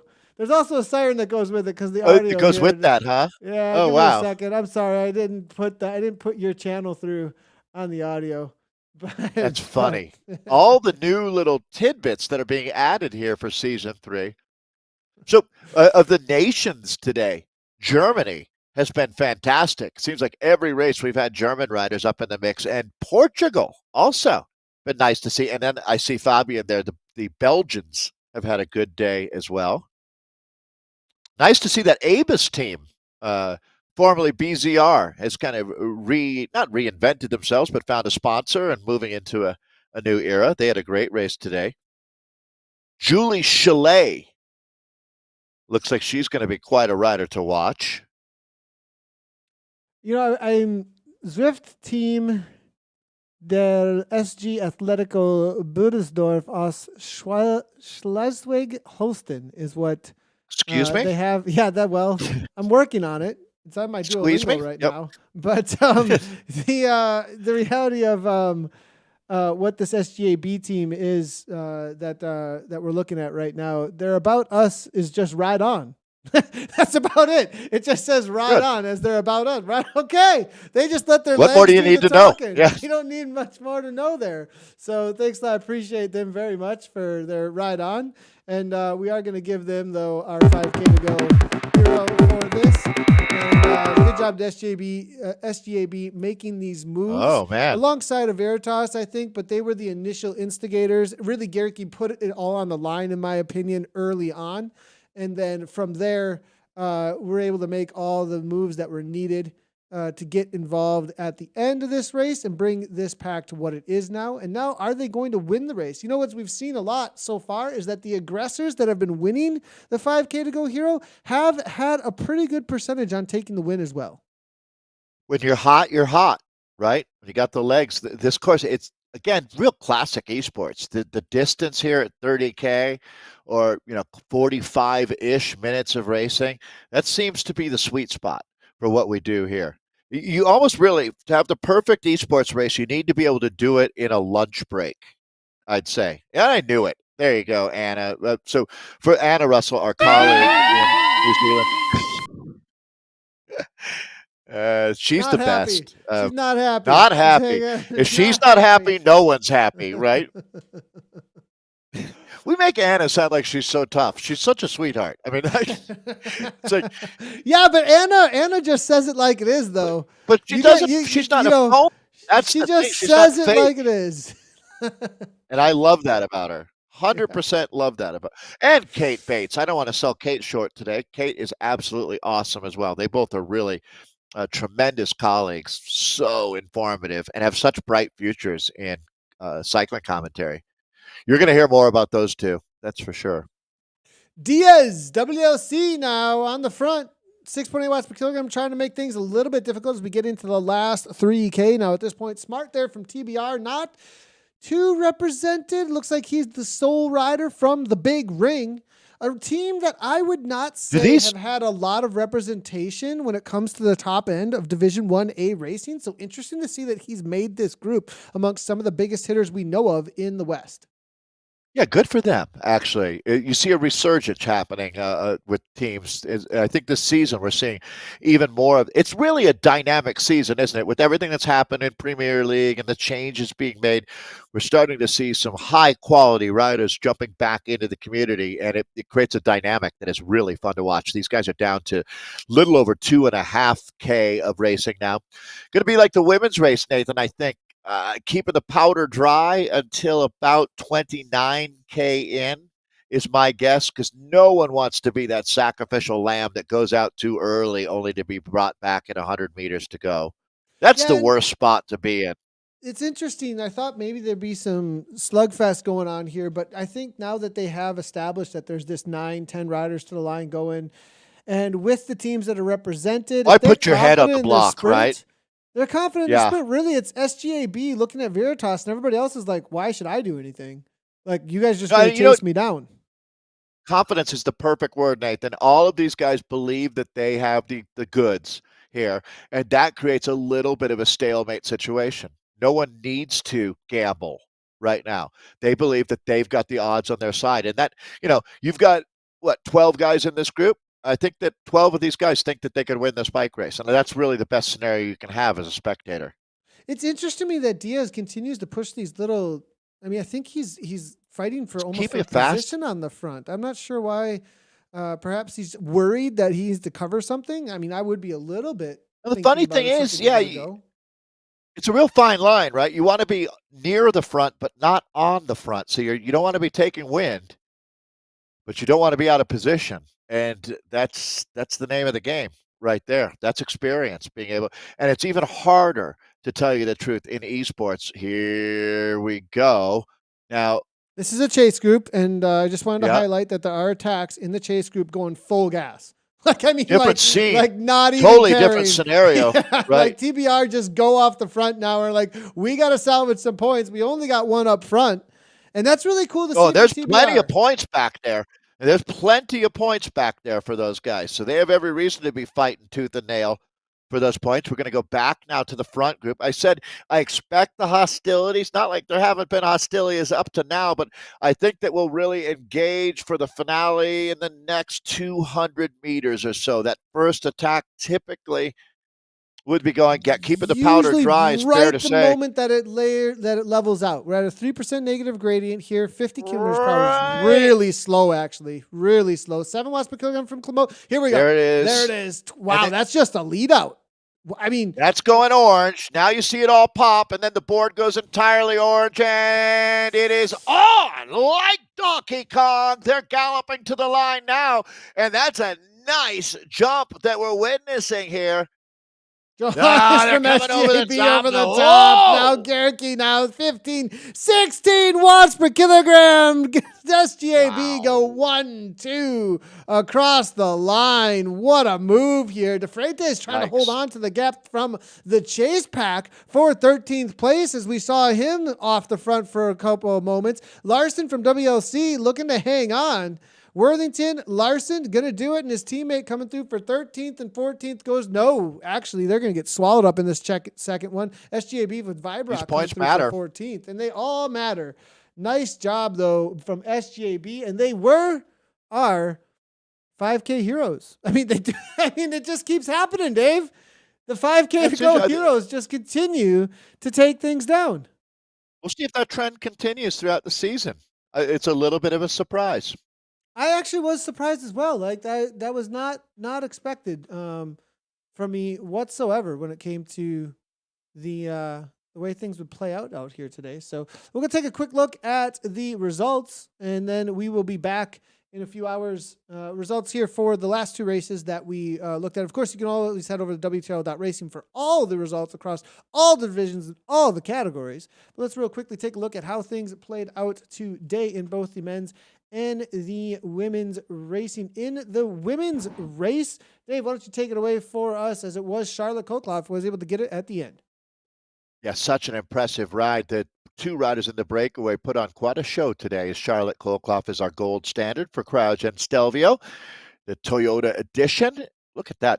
A lot of work to get there, 4.6 watts per kilo.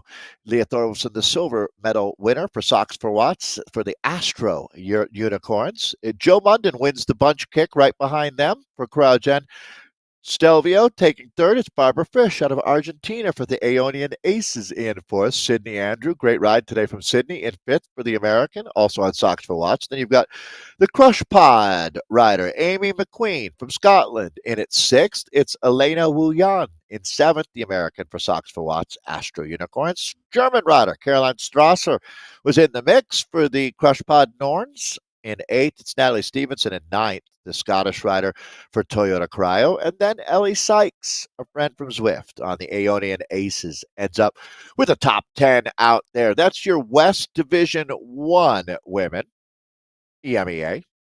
Yeah, we can go ahead and see if we got some results here for some of the other categories coming on. It might be racing. Oh, finished. I think most of these women will have finished. Oh, that's right. It's the men's Bs that would still. The men's will probably be out on course for a little while, but we'll just give these ladies a shout out here, as it is Marjolein de Vleijer coming on through for the Herd of Little Penguins. Joe Graham for Crush Pod Weird. It's going to be Kate Lascelles there also for Crush Pod Weird. Cecilia Laurie for SC Ayer, followed up by Kari Bartlett for the Herd of Little Penguins. In sixth place, Kelly Murden for Aeonian Banditas. Then it's Lauren Camp for Herd of Little Penguins. Herd of Little Penguins really represented here in this B category for West Div 1. Herd of Magellanic Penguins, a little bit different there for Claire Spencer. Laura Lawson for Aeonian Banditas, and Aeonian Banditas also rounding out the top 10 with Rose McGovern. Let's see if we got something for the C's here, Dave.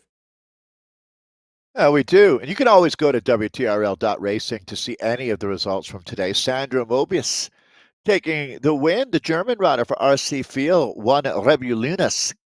It's second place going to Stephanie Reif of Kirkmeyer. It's Ricky Amild Sihus for WTRL C Line in third. Julia Volkmann fourth, the German rider for Crush Pod Verdandi. Marianne Betschart for Kirkmeyer in fifth. Kelsey Tranel in sixth, Yvette Cook seventh, Ina Ketzer eighth, Nikki Sirku in ninth, and then 10th place going to Judith Danielle. And in the D category, we do not have a D category, actually. So it looks like we're going to jump right on in with the race we just finished watching with the men's. We'll only look at the men's here, and then we'll tell you to head on over to our America's broadcast happening in a couple of hours. But it looks like it is Leif Johansson for that SGAB team. Man, they go 1, 2, 3. They really, really showed us how to work a crowd out here today and win a bike race. Tom Gerke, he was our initial attacker over the top of that climb in the lower slopes and ends up in second place here. Simon Romy in for third. It will be Rul Miguel Medblantes for that Veritas team, the team of truth there. Fernando Diaz in fifth place after some steady work at the front for Wahoo Lacole. It is Joachim Osbe for Zwift Turkey. Absolutely love that team and their representation of Turkey out on Zwift. Nice job with the sixth place there. Rui Oliveira for Veritas, followed by Thiago Clemote for 7th and 8th. It's going to be James Smart getting TBR 58T on the map in 9th place for the Big Ring, and Lionel Coutinho for the F Cancer team. Nice job to everybody there in the mixed men's EMEA West Division 1. Well, Dave, it's been a long morning and afternoon of broadcasting, as it always is on Tuesdays when we're in the Zwift Racing League, presented by WTRL. The first race is done for EMEA and APAC, but we still got 2 more broadcasts to come at you with America's East and West. What I'm interested in is who is showing up from the Premier Division in those community racers, and who's going to get those newly coveted 5K to go hero badges. I can't wait to see. It's been an awesome way to kick off the season, Nathan. Great course, great format. Again, we'll have some team time trials to look forward to as well, but this is it. Lot to look forward to later today, however. Look forward to being back with you. And we'll see you guys in just a couple of hours. If you haven't done so already, make sure to hit those follow buttons wherever you're at. We're live on Twitch, YouTube, Facebook, as well as Twitter. Make a comment as well. Subscribe. It helps out the channel a ton. We'll see you in just a couple hours for our America's East.